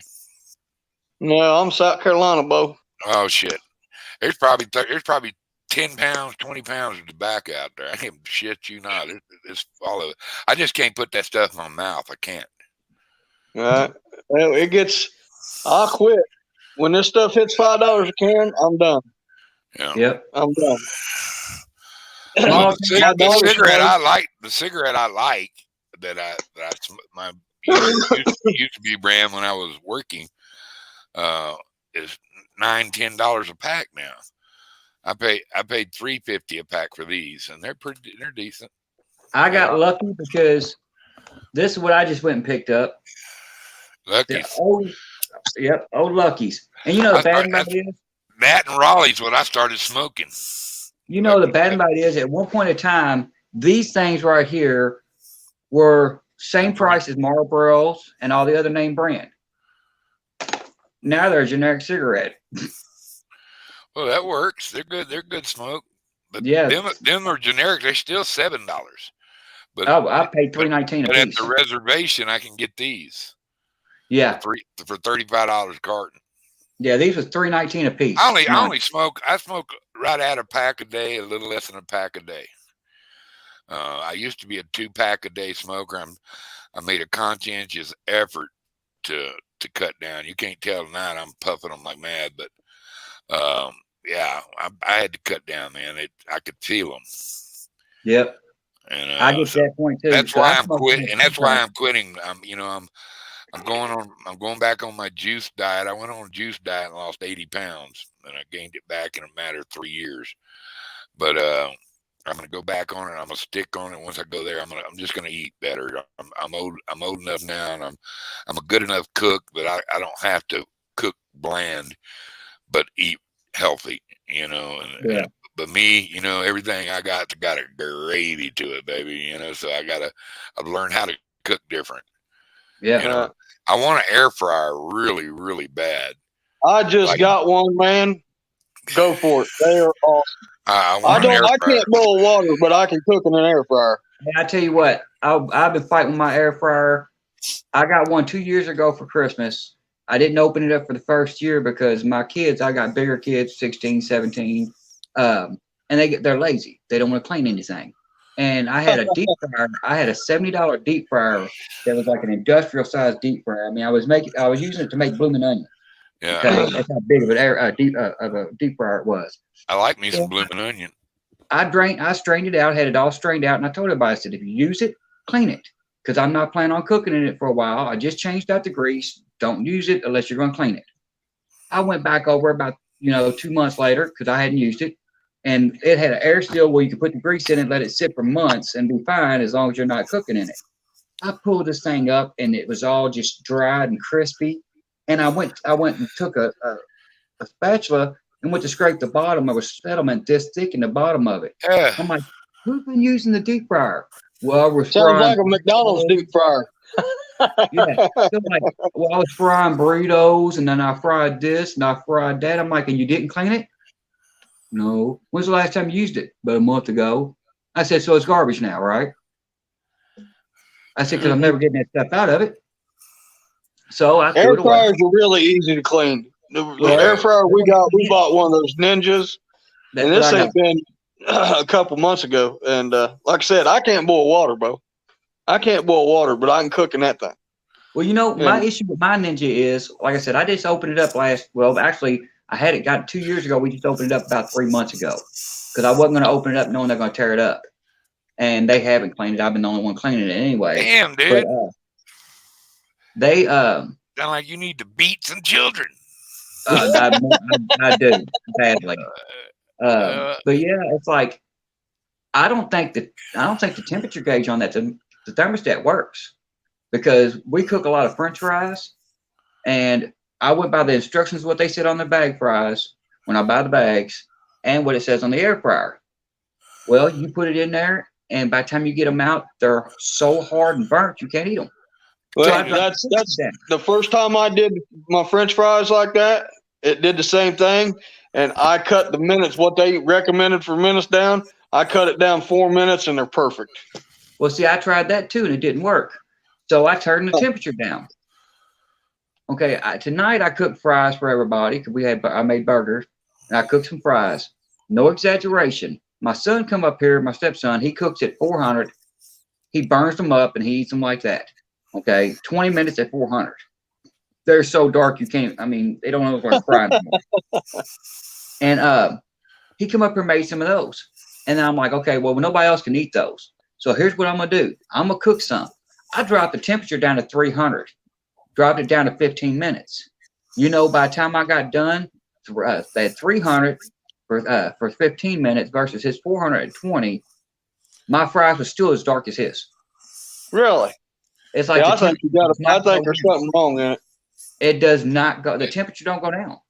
It burnt them fries up just as fast. I mean, 4 minutes into it, I took it out to shake it, and they was already at 4 minutes at 300. They was already mush, where they was completely thawed out and soft. Like they shouldn't be soft like that already in 3 minutes. 5 minutes later, they was burnt.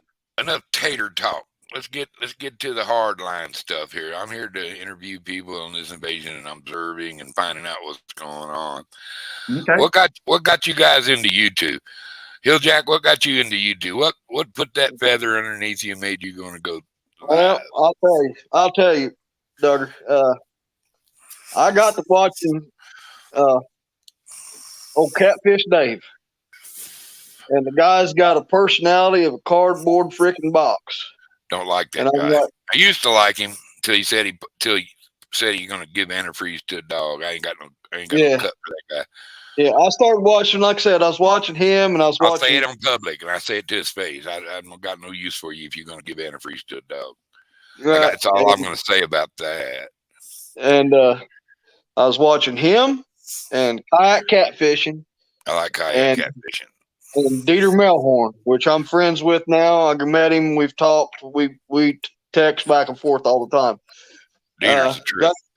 I got like talking to Dieter, and he said, "Man, just do it. Just this is what you got to do. Just do it." I'm like, "Cool."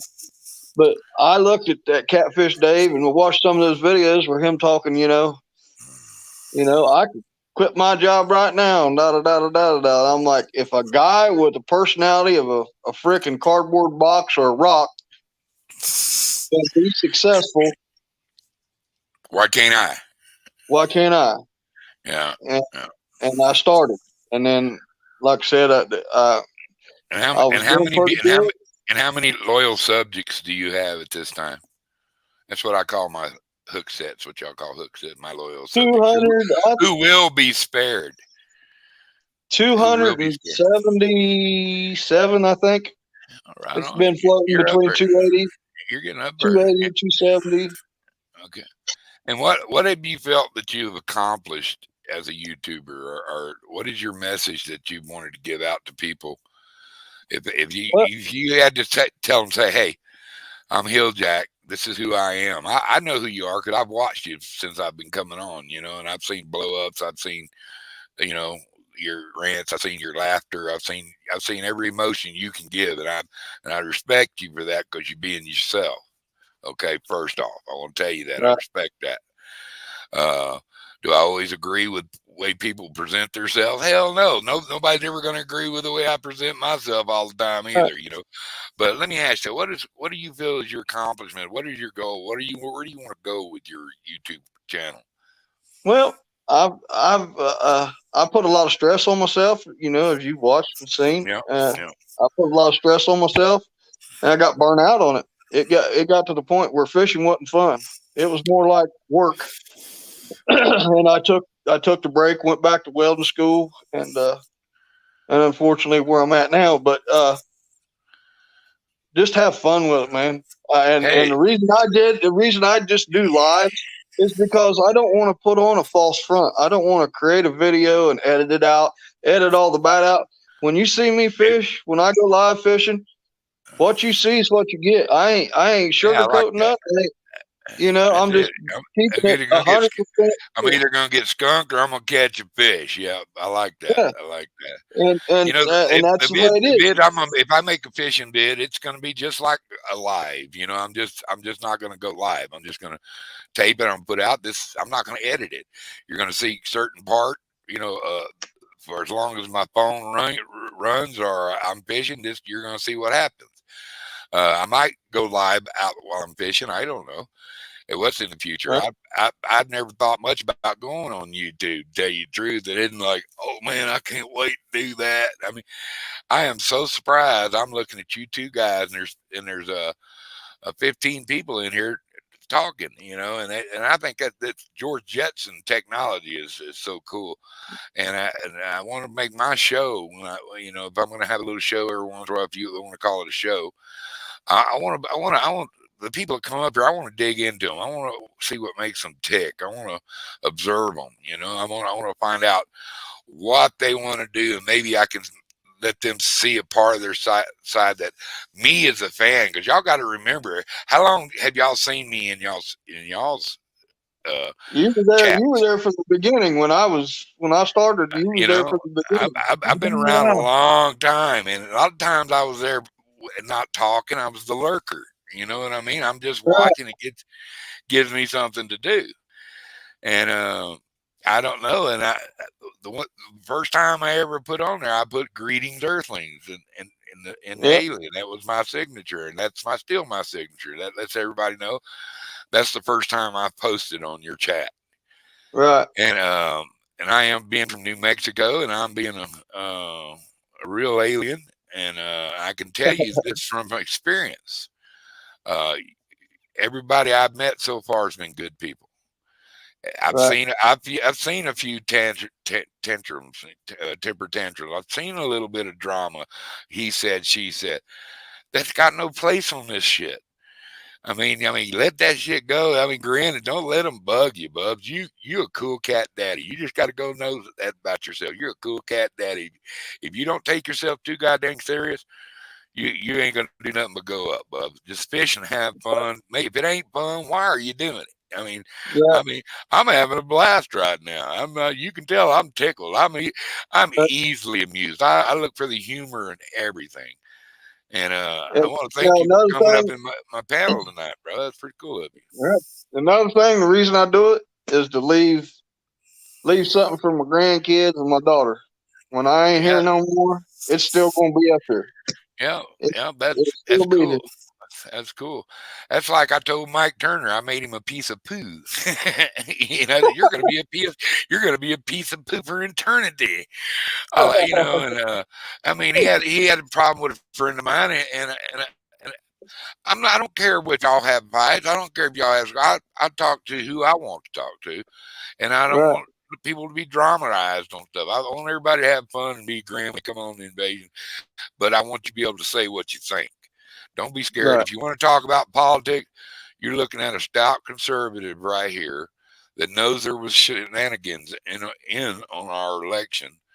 I know Yep. there's evil people in our government. There's evil people in this world.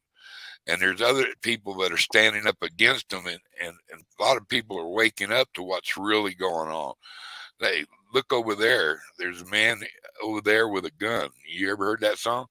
Hey, Yep. what's that sound? Everybody look what's going down. That's kind of what's going on right now.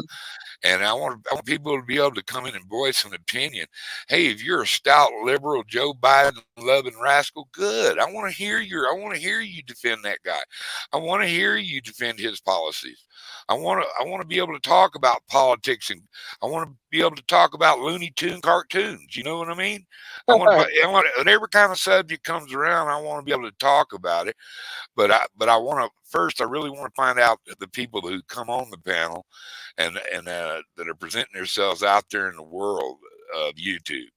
And Jack, you is one of them. I was going to grill Pontoon Jody, but she was so sleepy, poor little thing. Right. As Mark calls her, the tadpole. She was tired. Right. And well, I'm glad you're here, Hill Jack. I'm gonna get on Troy now. Troy, what possessed you to turn on the camera and go on YouTube? Well, actually, this was a long time coming. I've been trophy catfishing for over 35 years. In this state, basically before commercial fishing killed the river, I had almost broken all the state records in fishing. You have personally? Yeah, I personally caught. I haven't broke them. I've been within pounds of breaking every state record. My personal best before YouTube Blue was 102 pounds, and I had a 76-pound flathead. And big flathead. That's about my biggest flathead. And so I was at the time, me and my brother-in-law, we go fishing almost every day. And we always joked around because back in my day, they didn't have, catfishing. It wasn't a sport. It was, if you catfish, you wasn't nobody. So we was watching Bill Dance and stuff like that on TV, bass fishing. And I always told him, I said, I want my own fishing show one day. Yeah. Fast forward into the future, and about 2005. What a great job they guys got. I started watching YouTube stuff, or no, 2010, I'm sorry, something like that. I started watching videos when they very first started coming out. I'm like, I ought to get a platform on here. Never paid no attention to it after that. Just, was stuck up here that I should and never did. And then talked about it, about 2017, 18. I told my wife, I said, I'm thinking about getting on there and start my own fishing show. I said, because I don't have no networks knocking down my door like I was hoping I was going to have, like Bill Dance and all these other people. So if I'm going to do it, I got to do it on my own. So then, right before the pandemic hit, I started having a lot of friends die. I got a lot of veteran friends and stuff, and some of them died. I think we're all at that age right now. It's up here on panel right now. We got friends. Much, I I had a lot of my friends pass on me, and they was all people who wanted to go fishing with me and do fishing videos with me, just where we'd have memories. And they always told me, jump into it head first, just do it. You've been talking about doing it for years, just do it. And then, matter of fact, 2 weeks before I did my very first video, a brother of mine, old military Marine vet, passed away. And I'm like, I'm tired of losing people. I said, it's my bucket list. I said, I'm gonna make this my bucket list. I'm gonna get my channel and I'm gonna build it up. And as Hill Jack said, this is also a legacy for my kids. When I leave, my kids can watch me 24/7. And how many loyal subjects do you have? I think last time I checked, I'm at 402. 402. That's a milestone. Yeah. 400. And what have you guys? Do y'all watch the instructions on how to make thumbnails and how to set up and send your videos out to the right biorhythms and how to label your lives and your videos to attract more attention to them to grow your channel? I have, but I try not to do that much. I mean, if I got a video that I really want to stress a point on, as far as like, if I'm rigging up something a certain way and I really want people to be able to use this rig, I might do that. Yeah. Or like when I went bumping from the bank live, I had a real extravagant, thumbnail originally made for that. And the reason why I did that is because for the longest time I had people contact me like, can you bump from the bank? You see all these people, Mike Greenwell, Sure, if you got current, you can. How do you do it? Yeah, they're like, how do you do it? So I went out and I tried for almost 3 weeks to make a video. I went out every day for almost 3 weeks. We call it walking the dog. Yeah, that's what we used to call it too. And we used to use it back in the day before looking for the cat, walking the dog, find the cat. When we started doing it years and years ago, it was to get around private property, because you would have like this place, where you got a fence line that stops you right here, and all this is private property. But that 20 yards down the bank, there's this massive hole with fish in it, but you can't go on that property. So you cast out, and you slowly bump it down into that hole, and you're still where you're at on public property, but you're in the water you want to be in. We started doing that years ago. And everybody asked me, could you do it? I'm like, yeah, I'm going to do it. And I went out for 3 weeks straight, almost every day, 2 or 3 weeks. And it was like every time I went out, something happened. The wind come over. I mean, it knocked my camera in the water, or, I had boats come through. And it's like, it didn't happen. So finally I said, I'm just going to do it live, But yeah, I learned how to do all that stuff, but I'm trying to avoid they call it clickbait, is what they call it. Yeah. When you put an image up that just draws people's attention. Well, you don't clickbait them. You just, Yeah. Well, there is such thing as clickbait, but if you have that honest, I want people to come to my channel because they look in there to have somebody to talk to and maybe discuss something or get something off their chest about their government, about a fishing tactic. Just had a new baby. Want to tell everybody, hey, Jane Floyd was born this morning. That. Like I want everybody to be able to come up and talk about anything. But I'm so fish based. The people I'm around, the people that I do know, most of them are fish minded people. And it's going to come up a lot that'll lead probably 70% of the topics that will ever be discussed on this when I do this. But I want to be able to say, hey, man, have you ever seen a UFO? Well, I have. I couldn't tell you what it was. So it's unidentified. And I'm telling you, it wasn't from humans. We don't have anything that moved like that. I've learned how to fish so many different ways for so many different species, and listening to other guys explain how they catch their fish and watching them how they catch their fish never gets old for me, because I learned from that. I mean, anything that would put another, strengthening to the sight on my gun for fish, you know, and or give me another little superpower to catch fish, because I'm almost I almost have superpowers how I can catch fish. I'm serious. I'm pretty semi-famous in my own mind. I think we all are. And and a lot of other people have recognized that about me that know me. You know what I mean? They know who I am.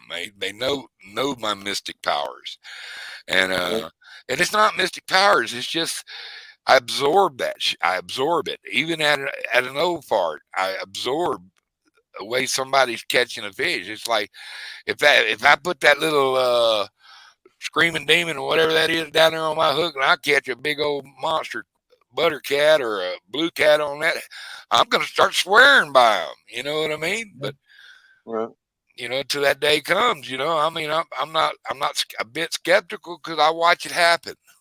Yeah. But I can still catch the same fish they're catching, as many fish as they're catching, because I know how to set up on them.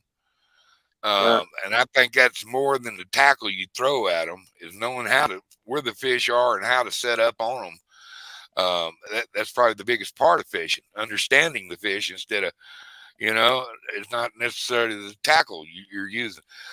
If you want to catch a big fish, you need to be prepared to catch a big fish. That's the biggest misconception about a catfish. Somebody out there with a 33 Zepco saying, I want to catch a big catfish or small abu. You know, you got to have a real reel. You got to have a real rod and a real line and real, you know, hard tackle to catch that fish. Can you get lucky and catch one on a trout hook? Yeah. I want a bigger hook if I'm fishing for big kitties. You know, but at the same time, you have to have a stronger gear and everything else, but you don't have to have the expensive, crazy off the wall gear that some of us buy. You know, most people use that's like 60, back in 70 '95. pounder, 30 pound. That's like test. back in '95. I caught a 74-pound flathead in the Ohio River at the confluence of the Canal River and the Ohio River down in Gallipolis, Ohio. I caught that on an ugly stick and a big old spinning reel because we didn't have the fancy stuff back then. Yeah, really, Tiger rods, baby. I guarantee you, if you asked 100% of the fishermen how many Tiger rods or ugly sticks you got, they're gonna tell you 2 or 3. Or I used to. You know, there's some guys. Oh, I gotta have my Mad Cat, my Whisker Stick, and I'm gonna put a few Muddy River rods in my tackle, in my arsenal. That's a must. I want him to. I want the longest rod he's got. I like long rods for catfishing. I just do. Well, as far as I know, all he's got is 7 foot. Yeah. I bought 3. I bought 3 of the Muddy River flathead rods. I want one of them flathead rods. I want a blue rod. I just bought at CatCon. I just bought a Blue Cat, a Muddy River Blue Cat rod, the most comfortable rod I've ever held in my freaking hand. Exactly. But see, that was me. I wanted the Blue Cat rods. He didn't have any in stock. Not because of Chris Flores. It's because of Carl. Combat Carl. That's all he uses. And he abuses his. He abuses his rods. Trust me. He don't wrap them up in their own little coat at night and put them away to bed. They get thrown in the back of his truck, and then they get thrown into his boat, and then they catch big fish and slung around the boat. You know, he says good things about that rod. And he said they do the job. Yeah, you know? That's one guy I can't understand. Well, I'll tell you. Let me speak on Combat Carl. Let me speak on Carl. I'm gonna tell you about Combat Carl, and this I'm gonna say. If you ain't got something nice to say about somebody, you can have your opinion about it. But we're not gonna do no hating. No, I ain't hating on Combat Carl. I just want to say we hate Catfish Day. We hate him. We do. No. You know what my I mean, thing bro? with Combat Carl, people don't understand him. I'm combat vet. I'm combat vet as well, and he's got serious PTSD as well as I do, and that's the reason sometimes we have these big emotional outbursts, guys, and people don't understand that, and he gets a bad rap because of that. He's got Carl is real. Carl speaks what's on his fucking mind. Excuse my language, it's my channel. See, he speaks what's on his mind. If it hurts your feelings, it hurts your feelings. Don't watch it. Right. I don't have an issue with that MF him, because, you know. yeah, I don't have But you know, a hero. people don't. But He's people my don't understand. hero. But people don't understand. Carl has issues, and they just We want to all hate got on him. issues. Exactly. Some of us worse than others. Well, see, Exactly. that's like me. When I was 16, I was diagnosed with a severe case of PTSD because by the time I was 16, I done had my best friend's brains blown in my lap and everything else. I went through some stuff. And I tell you what, I have them outbursts too. I do. Like We I all say, do. I mean, nobody's you perfect. can't Bro. control it. Nobody's The perfect. part that I say I don't understand is But what I was if getting you go back back to his original, his very first lives and stuff, you'll see me and him talking in his lives. Yeah. When he very first started, I was in almost every one of his lives, following him around. Then he started doing, if you go back and look at some of his images, he's got clickbait images in his channel. Okay. Carl? Yes. You go back to some of his old ones. What, him showing up the big catfish he catches? No, I'm talking about when he did the one where he goes, got stopped by the game warden and made it look all, like they do for clickbait. Okay. Was there a game warden in the video anywhere? I don't know. I didn't watch it. But Well, then how do you know why you calling it clickbait then? but I'm just saying that the Let's images go back he to did. talking about rods Okay. instead about the people that that's how we got on Carl. Is I was talking about the abuse and Muddy River rods went through. He takes care of his tackle. I'm not saying he abuses his tackle on purpose, but he uses his tackle, and it held up. So I like that because I've seen homies catch 260-pounders, boom, boom, boom, just like it was candy, Yeah. So, but, I think Carl's got eight of those rods. But I've seen other people catching big fish on them rods. And yeah, Uncle Lou's can handle it, and I like the Uncle Lou. Just looks a little flimsy to me. I mean, that'd be perfect for the fishing I got here. It'd be perfect I got two Uncle Lou's rods because the channel cat's what I got. That's what I got to fish. If I get I got two Uncle Lou's rods, but I got the medium heavies, and they've got a little bit of backbone in them. You know what I mean? They're a pretty sturdy rod.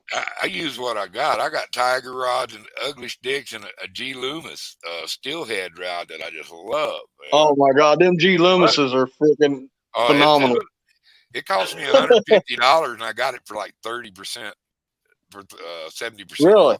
Because the guy worked at the G Loomis factory. Okay. The G Loomis I had back in Ohio when I was bank fishing, it was 10 foot. Mine's an 11 foot. Mine's an 11 too. Yeah, but you could feel it. I paid $400 for the rod back, 10 years ago. Yeah. But that you could feel you could feel a bump on a little rock. I mean, they had so good a feel in them. But I love that rod. I throw big trout plugs for big brown trout and stuff. Oh, really? With it.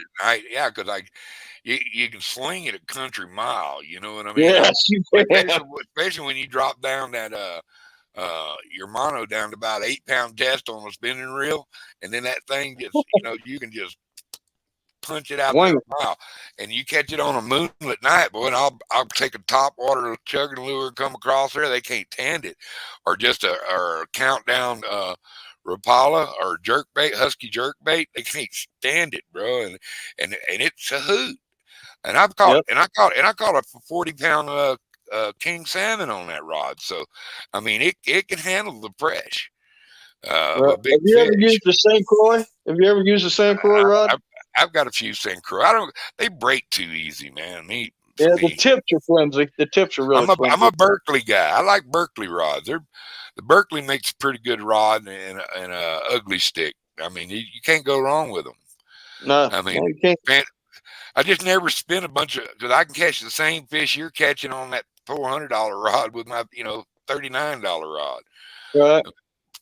The thing I like about the catfish rods nowadays is they got aluminum reel seats in them versus the plastic, of the. I have a lot of saltwater gear, saltwater rods, that are steel, they're not aluminum, they're steel, they're stainless. And, but but you know, that's just because I was doing that kind of fishing at the time. But You up you here, know, I'm 50. all I got is channel cat here, baby, and lake trout. Lake trout's what I need in my big, you know, the rods. I even like using a little. I got a little stubby rod. It's probably about 4 foot long, and I jig it. That's what I jig my big tube baits and big curly. I like pulling big curly tails. Right after ice out, you can pull big rainbow trout rapalas. You know, just 2 foot divers, 4 foot divers, just right on under the surface and catch them along the bank in a couple of the lakes we got. And you can catch some monsters, dude. 25, 30, 40 pound, 33 pounds is a big one, you know. So that's my claim. Like I said, that's my claim to fame. I had one 41, but I caught that up in, what the hell's that lake? It's fire. It's got fire in the name. It's in Wyoming. Oh shit, my mind's gone blank. It'll come to me. I got CRS, can't remember shit. But yeah. That's one thing I want to do, and I'm 52 years old and have never done. I want to go saltwater fishing, and I live an hour from the coast. I need to go. I need to go. Dude, take $250. I'm serious. $250. Go get on a party boat. Go get on a party boat. Go make sure you get you some Dramamine. Put it behind your ears in case you won't get seasick, and go out on a party boat. You know, and just remember this: look at the horizon. If you start to feel queasy, that's the trick to not getting seasick. Is look at the horizon. Okay, right. It'll stop you from getting sick. I promise. Right. But so they say it works scientific. It's something about your eyes that keep you from doing it. But yeah, I mean, there's some fish out there that can put some test to some poles. But I do want a couple of them Muddy River rod. And I wouldn't mind an Uncle Lou's rod or a Mad Catter rod. I've seen some people have good luck with them Whisker Seeker rods. Got 3 of those myself. My nephew's got one of them orangey rod looking rod. He's got a Whisker Seeker. I really like that rod. Those things look like they got a lot of whip in them, like a lot of give. They do. They're real sensitive, but they are strong. They are real sturdy. I've got 3 of the 9.5 foots, medium heavies. The tip to me feels more like a medium light, but I tell you what, they hold some pressure. I broke the tip off one of mine, and the only reason why I broke the tip off of it was on accident because it saved my life. I was coming up the muddy hill where I come up, and there's a little trench. When you come around the hill, come up like this, there's a cutoff that goes down to like a creek bed, okay? And it's all rock and everything else. I was coming up that hill one night and went to fall back, and when I did, I had to catch myself with something.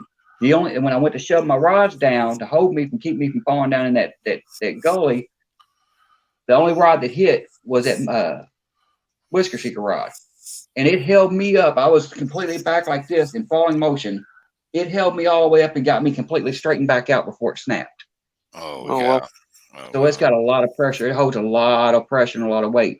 And I got 3 of them. Well, I got 2 of them now. I gave my brother-in-law one because for Christmas a couple years back, he had bought him a brand new orange rod a Mitchell rod that I wanted real bad. And I bugged him because he never took it out. He bought it brand new, still had the tag on it. I'm like, when you gonna give me that rod since you won't use it? He goes, I'm gonna keep it. I'm like, I want that rod. Well, he goes, when Christmas he came over, he didn't have anything to give anybody. He goes, well, you've had my your Christmas present here for about a year now. I said, what's that? He goes, that orange rod you've been bugging me about, just go ahead and take it. He spent $300 on the rod and reel. He said, just go ahead and take it. Old Mitchell right there. You like old Mitchell's boys? I got 2 of those outside the garage. But yeah, he gave it to me. Why don't you use it? That's as strong as any reel out there today, baby. Yeah, I guarantee you, I can catch just about any catfish swim right there on that reel. I wouldn't doubt it. But yeah, I gave him one of my Whisker Seekers, and because I gave him the choice. I actually gave him the choice instead. You know what? I said, I'm gonna do you a favor. I said, I'm tired of you using these because when he goes, he uses the tiger rods and stuff like that. And I'm like, I'm gonna give you a choice. I want you to have a real rod. I got a couple of those too, the old Abus, the old ones. Oh, that's an old Abu. Yeah.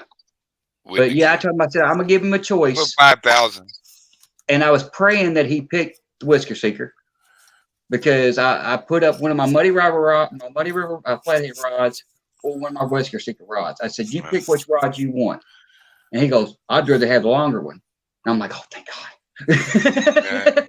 I didn't want to give away my Muddy River rod, but I want him to have a real rod. So I gave him the Whisker Seeker, and I want one of them flathead rods too. Them flathead rods, I've got 3 of them. I wanted the Blue Cat rods, but he sold out when I got them. John Parker made this. Cool. Now I ain't never in my born put together fish with anything like that, but I'm gonna try it just to see. I just don't get it. I don't, but y'all swear by them. I don't know. Is fish bite different where y'all are at than where I've been? You never know. I don't know. I use Santee rig. Now, like I catch a new PB, I'm gonna start swearing by this son of a bitch. You know what I mean? Oh, I use a Santee rig. I got a big cat fever rod as well. I like it. I like it a lot. You'll get a kick out of this reel too. Oh yeah. Oh yeah. That boo, automatic, and that'll hold 30-pound death. So that's a hell of a little reel. Definitely. Heck yeah. I'm gonna send that to somebody. I like running around the flea markets looking at old fishing gear and stuff like that. I'm gonna send. I can't run. I can't do that. I buy it. I'm not allowed. Yeah. To. I'm not bad. Get away from there. Get away. Yep. I'm an old lure. I have a problem. I'm an old lure freak. I love old lures. I love old tackle. I love old fishing rod.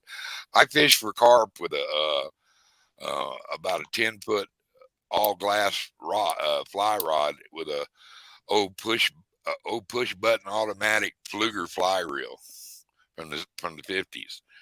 I mean, when you pull it out, it sets a spring. It's got a little lever on it. You go zzz, and it zip it up. You don't got to wind it, so it picks up the line. And I've caught some serious trout and stuff with it too. But I use it to catch these big old carp down at Navajo Lake. That's right around the marina. They're all trained to come up there because they even got little. You put a quarter in, you can buy some food to feed the fish. And they just come in there and they just big tubs, dude. I mean, them boys over across the pond would be having heart attacks. They see the size of these pigs. They think they got some sound. We got some 70-pounders rolling around in Navajo, bro. I mean, there's some big fish out there. And big goldfish, some big goldfish, bubs. But it's so much fun. Oh my God, dude, that rod is just all cranked over, it's just like wham, wham, wham. And it'll gather a crowd around you if somebody's watching. That's that kind of rod, when it's all bent, and so I mean, I really enjoy using old tackle. We first fishing club I ever got to is a outdoor fishing channel, and we started a thing called a traveling lure. Like we'd send it to somebody, they'd fish it for. I've seen people doing that. I've seen that. They fish it for a while, and they'd fish it for a while, and then they'd send it on to the next guy, and then they would drop pictures of the fish they caught. Well, see, I always thought I might start a traveling lure channel, and you have to make a YouTube vid to represent what that old lure caught. And I sent a jitterbug, an old jitterbug, one of the original jitterbugs. I hated sending it, but it was so pretty I had to. And it's just a bass smasher. Jitterbugs were bass killers in the morning. I mean, they just worked really good. And it made it. I know about 10 or 15 people. And then I sent another one. Hold on a second. Yeah, I've seen people doing that traveling lure stuff. It's pretty cool. Yeah. I tell you what, he'd love to see my old tackle box. I got a tackle box out in my garage right now. I ain't gonna say nothing to him because I love him to death and I don't want him to have a stroke or something, but I got a tackle box out in my garage right now with all vintage head and lures. There's Oh, probably yeah. $5,000 worth of lures out there, and I don't even use them. Yeah. I'm never going to touch The them. only thing with that traveling lure thing, I couldn't do it because I don't bass fish. I You know used to what? get into that stuff when I was a teenager. I did too. Do you remember the original banjo minnows when they come out with the old banjo minnows back in like the 90s? Okay. Yep. I ordered a set of those back in the 90s. Never opened them. And then Oh, really? last year, Jesse, what's his name? Jesse Lopez had a bass tournament, and I signed up for it because everybody talked me into doing it. And I walked up, I said, "Does anybody know what these are?" And everybody like, no. I said, "Those are the original banjo minnows. The original banjo minnows." I just now pulled them out of the box. And I was out there losing them in the river. I mean, in the lake, just ripping them apart. Dude. I have some banjo minnows. I got the original ones. Yeah. I was telling him, I'll go ahead and tell you a little bit what I got. Here's Just because another I little birdie. respect you. And I might actually send you some of them. That's an old Abu Sweden model. 6,000. Of course, I've got about 30 of them. I might send you some stuff. I still fish with them. I don't use them in my stuff, but I fish with those tackle all the time, man. My buddies, they go, "Dude, you're gonna break that thing." I go, "Shit." You'll break yours way before this one ever break. Yeah, I was telling Hill Jack when you walked away, I said I wasn't gonna say nothing, but you know what? Like he said, I don't use the stuff anyway, so I might send you some lures. I got a tackle box out there in my garage that's full of old antique heading lures. I've got a few headings. I just gave a heading away to Dale, Hayslip. Yeah, these are all vintage. I think I've got some of the frogs and stuff like that. I'll send you some stuff if you want it. I don't use the crap. I need to get your address, Mr. Duggar, so I can send you some stickers. I think I got a Hill Jack sticker. I do got a Hill Jack sticker. Yeah. Did you ever get mine that I sent? Yes. I think I did. No, I did not. I'd have to look. I was wondering because you hadn't said anything about it last few times I talked to you, and then I sent out the same day I sent yours. I sent out some to Katie Collins, and I've sent out some crap all over this table, so who knows? And I sent them to somebody else, and so far everybody said they haven't received them. My old lady calls it my rat nest. I hate this post office down here by me. I swear to God, they are the worst ever. They lost at least 4 or 5 packages I try to send. And stickers, they done lost about 30. Catfish and Crappie sent me a hat and it disappeared in the mail. I sent Ace. I sent Ace Catfishing a box that was about this big. Cost me like $36 to ship it because I had some Suflex 80-pound line in there. One of the big 3,000 or 1,400 yards fulls of 80-pound line and a bunch of other hooks and stuff because he got his stuff stolen. And I don't use that 80 pound. I don't use it for anything. So I was like, you know what? You use it, you can have it. And I sent it to him. He never got it. And I'm like, so I contacted the post office and said, where's this package at? Yeah. And they're like, don't know. So what do you mean you don't know? You talking about that, Cameron? I'm sorry.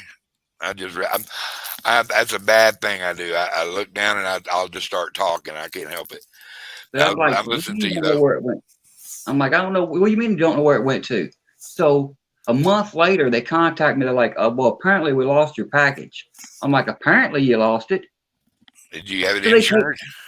No, I didn't get insurance on it. I wasn't thinking about it. And they said, well, we're going to refund your shipping fee. I'm like, well, that's nice of you. What about the stuff I lost in it? They're like, well, did you have insurance? I said, no. They said, well, we can't do nothing about it. Yeah. I said, whatever. I said, I'll just chalk it up as a loss. And then I had sent Austin. Bless you. I sent Austin some stickers, and he never got them.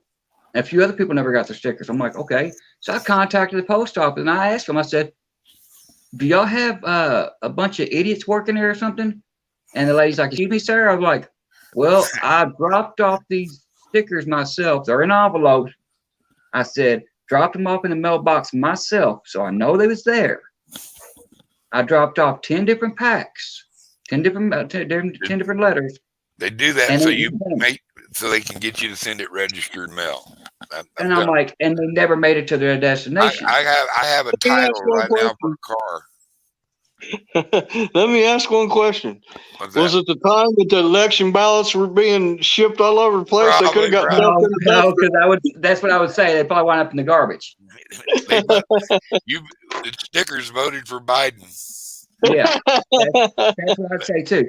But no, and I then am literally bought a car in Colorado in October. They sent me the title, which I never received. They said they had tracked it to my mailbox, which liars. It was never in there. Or somebody took it, who knows, but I didn't receive it. What car company in their right mind would send a title to a car non-registered mail?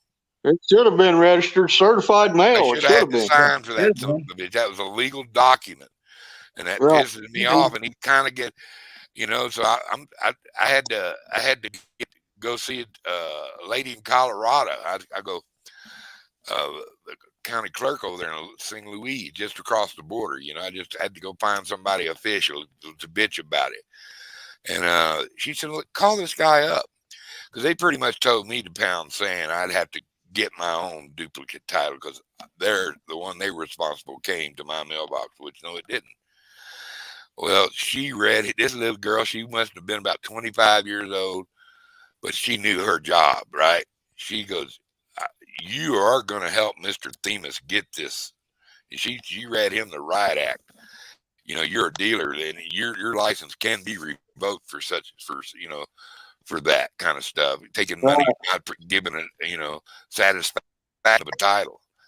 And what they had done is they had skipped title it. They'd got it from CarMax. CarMax sold it to them, and both of them used the dealer push ahead on it, which you wasn't supposed to do but one time. They did it twice. And so and she crawled up on him, and now he called me. And it's on his desk getting taken care of.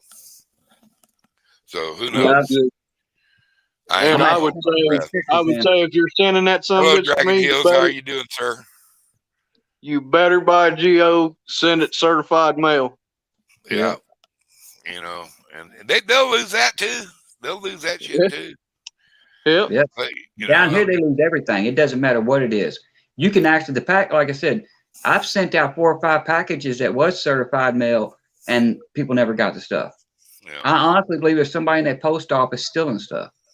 I honestly believe they're taking it.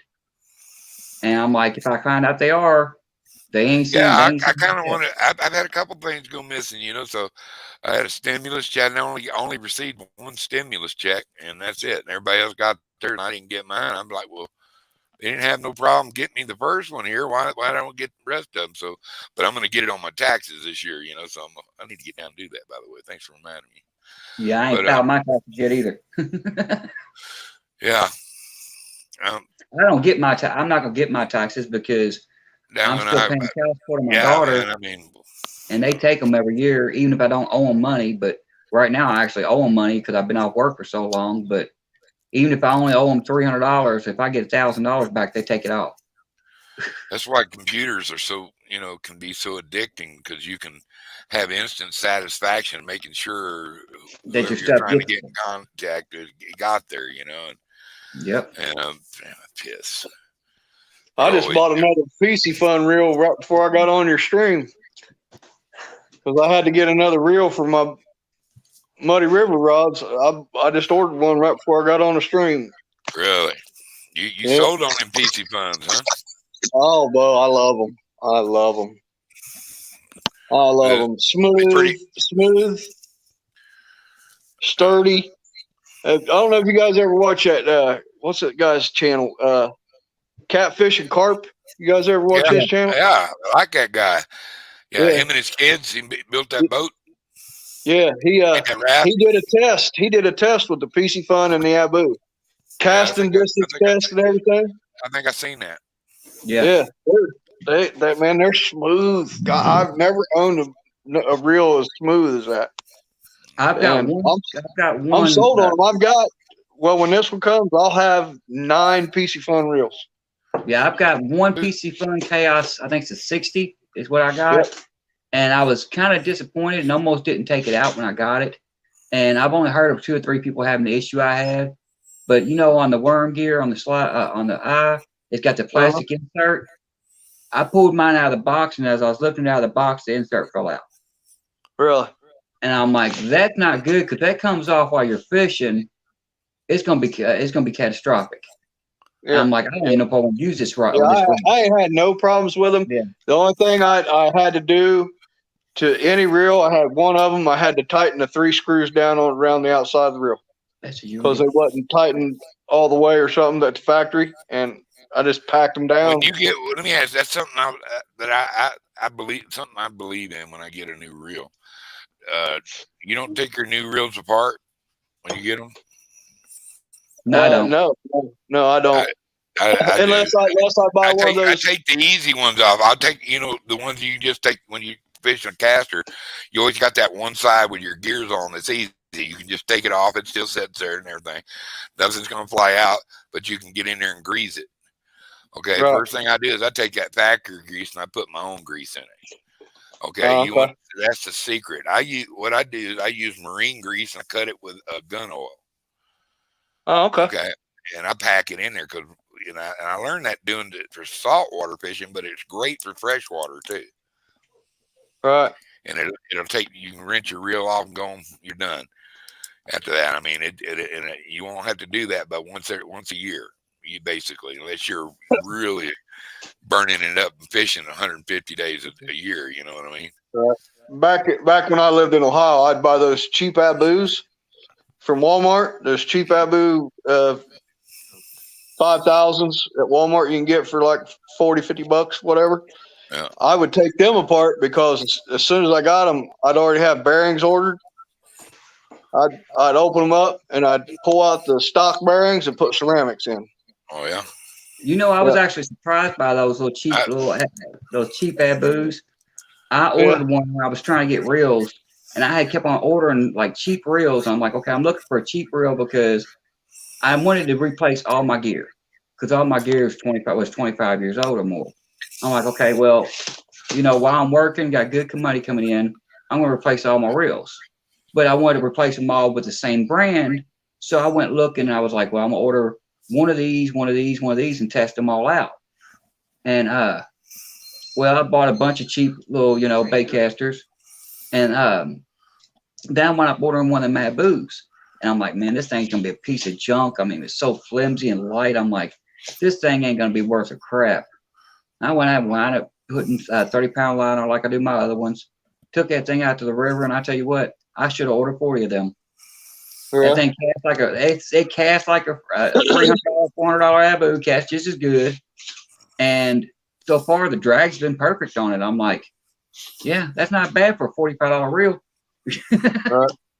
And then I bought one of the PC Fun Carnivore spinning reels, the big one, the 6,000. Dude, yeah. That is a freaking tank of a reel. There's some Doug art. There's those bubbles that you okay. That like I like that. Stuff to things. But man, that thing is a freaking tank. It's got a bait runner on it and everything. It is massive, and it's rated for salt or freshwater. So that's I don't know. Good. That's pretty good lake trout. Yeah, I'd say so. There you go. Yeah, I tell you what, I went on a Cast King kick for the longest time because when I went looking for those cheaper reels, that's my boat. That's my doctor and his son. He goes, I heard you can fish. He said, would you take me and my son fishing? I said, yeah. Dude, you got a center console? You got. There you go. That's the day before, but yeah. Yeah, Troy. You ever have any problems with those Abus? You can order ceramic bearings really cheap. Right there in front of. They're a cinch to put in. They're easy to put in. Pull the reel off. Yeah. Pull the gear out. Pop that original bearing out. Put one of them ceramic bearings in there, dude. You'll see a day and night difference in your casting. Remember that walleye? Nice walleye. That's a huge walleye. Jesus God. Nice. Did you have that Yeah. mounted? No, she's swimming. Look, think, Yeah, how, no. think how wide my shoulders are, boys. Yeah. I'm not holding him out. I'm holding him close to my chest. Yeah. But Done yeah, I it. went on a Cast King kick because I got those Cast King rovers, and my brother-in-law actually got me one because we was looking at reels, and when I was trying to find a reel that I wanted to use, he bought one of those online and he gave it to me. And I tried it out. I'm like, man, this works as good as my Abu I got because I had a Abu 6500 mini rocket series, and I'm like, I was trying to find something as good as that, knowing I couldn't, but I was trying. These are Those kokanee are nice salmon. too. These are Those are very kokanee nice salmon. too. I jar them. I sent a jar of kokanee salmon to Uncle Josh. You talk to him, ask him how that tasted. Yeah. But yeah, I went up getting those catching rovers, and I went up going, okay, well, I'm gonna buy 5 of those. There's my realm of shooting irons right there. You know, and you notice I got a couple of old school 33 Zepcos in there, a lot of Abus, and I've got a Kunas, which I really dig. Kuna reels are pretty nice reels. Akuma, that's what they are. That's one of there's the muskies we catch in that little hole. Going it. I'm watching it up on the screen too up here because I got it on full screen on. See, Yeah, see, I can catch saltwater fish. Yeah, I see that. Let's just hope you don't have the same curse that a lot of us have, that YouTube curse. Before I started YouTube, I was catching monster fish on a daily basis. I started YouTube, and I've had more skunk fish than I. That is a walleye, boy. That's nice too. Going it, son. That's a state record, and he didn't even know it. Jeez, That fish man, weighed that's over 20. massive. That fish weighed over 20 pounds, bro. That's the biggest walleye I've ever seen. You see this? That trout weighed 19 pounds, and she spawned out. Jesus. Look how long that son of a bitch is. Oh, God. You can't tell, but she's about 4 inches wide across the back, about that wide. She's swimming today. I'm looking at it on TV. Gee whiz, man. That's what I was doing too. When he posts them up, I got like a 3-second delay on my TV, and I'd be like, you think that dog is cold? That's ice on his nose. Gee whiz. That's a duck hunt. That's me and him duck hunting. Oh, he cool. Yeah, he's That's one thing I've never hunted. I've hunted for about everything. He is a year old right there. That is his birthday right there. 1 year old. He's already went and got all them ducks out of the water.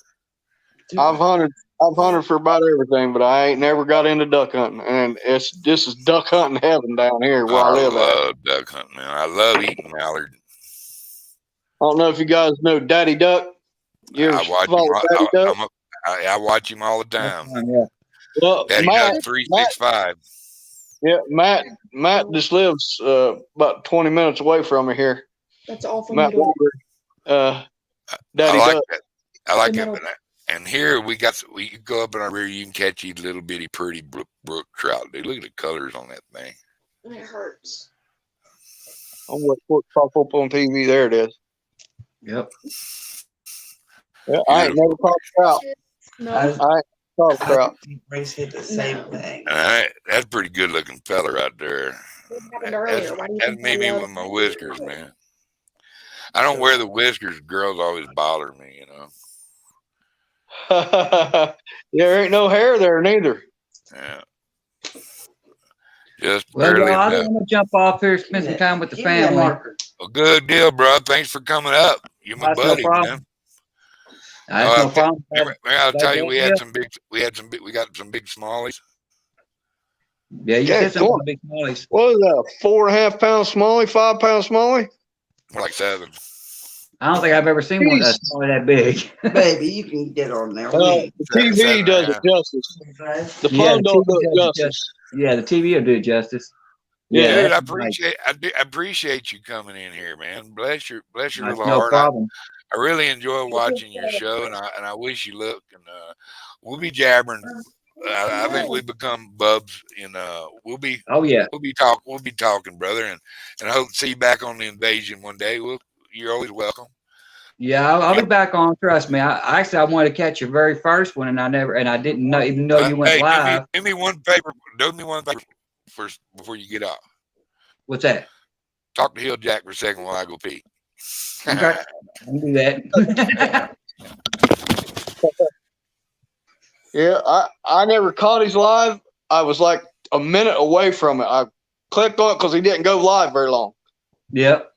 And I clicked on it and it was already like, over with. And I was like, they're going it. Yep.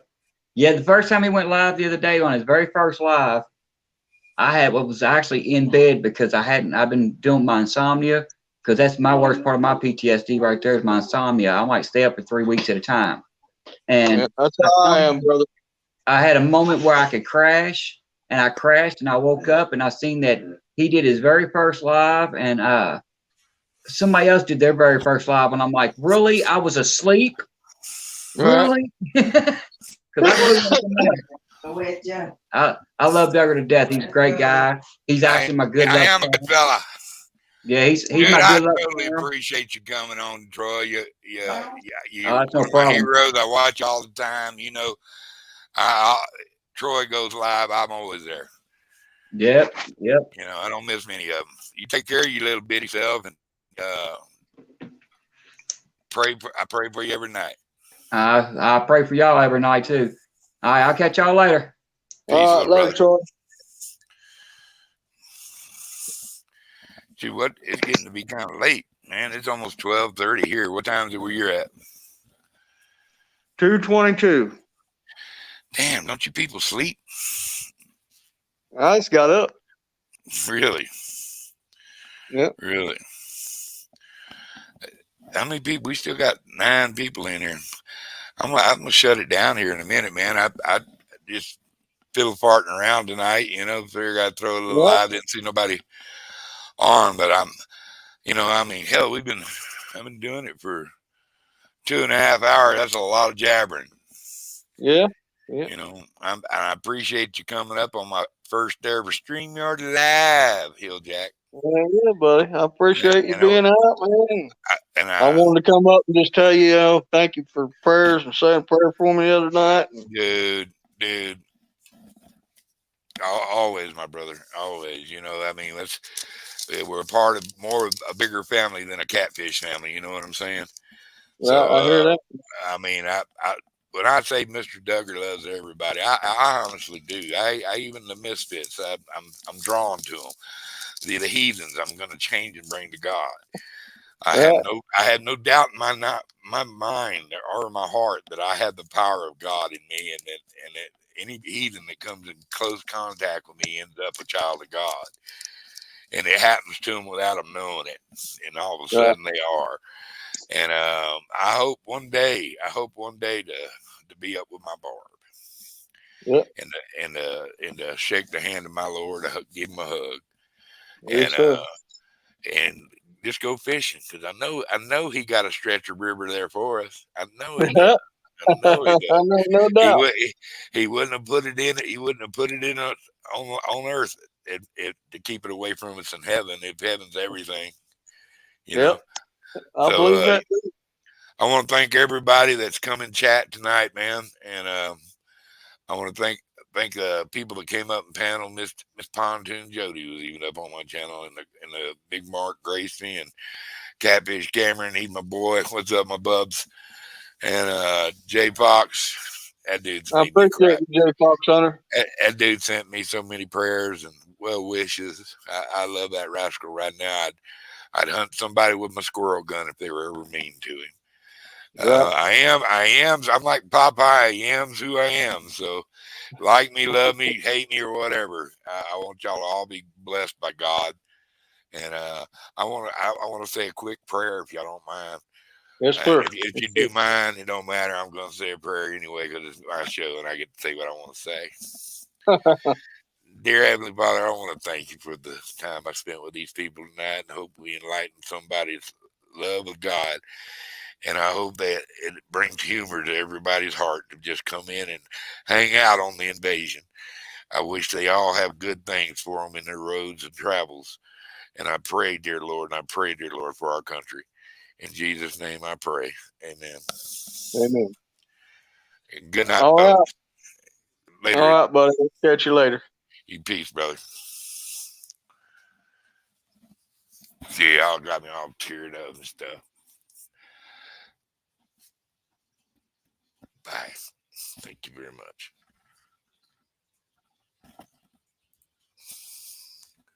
Toodly doo.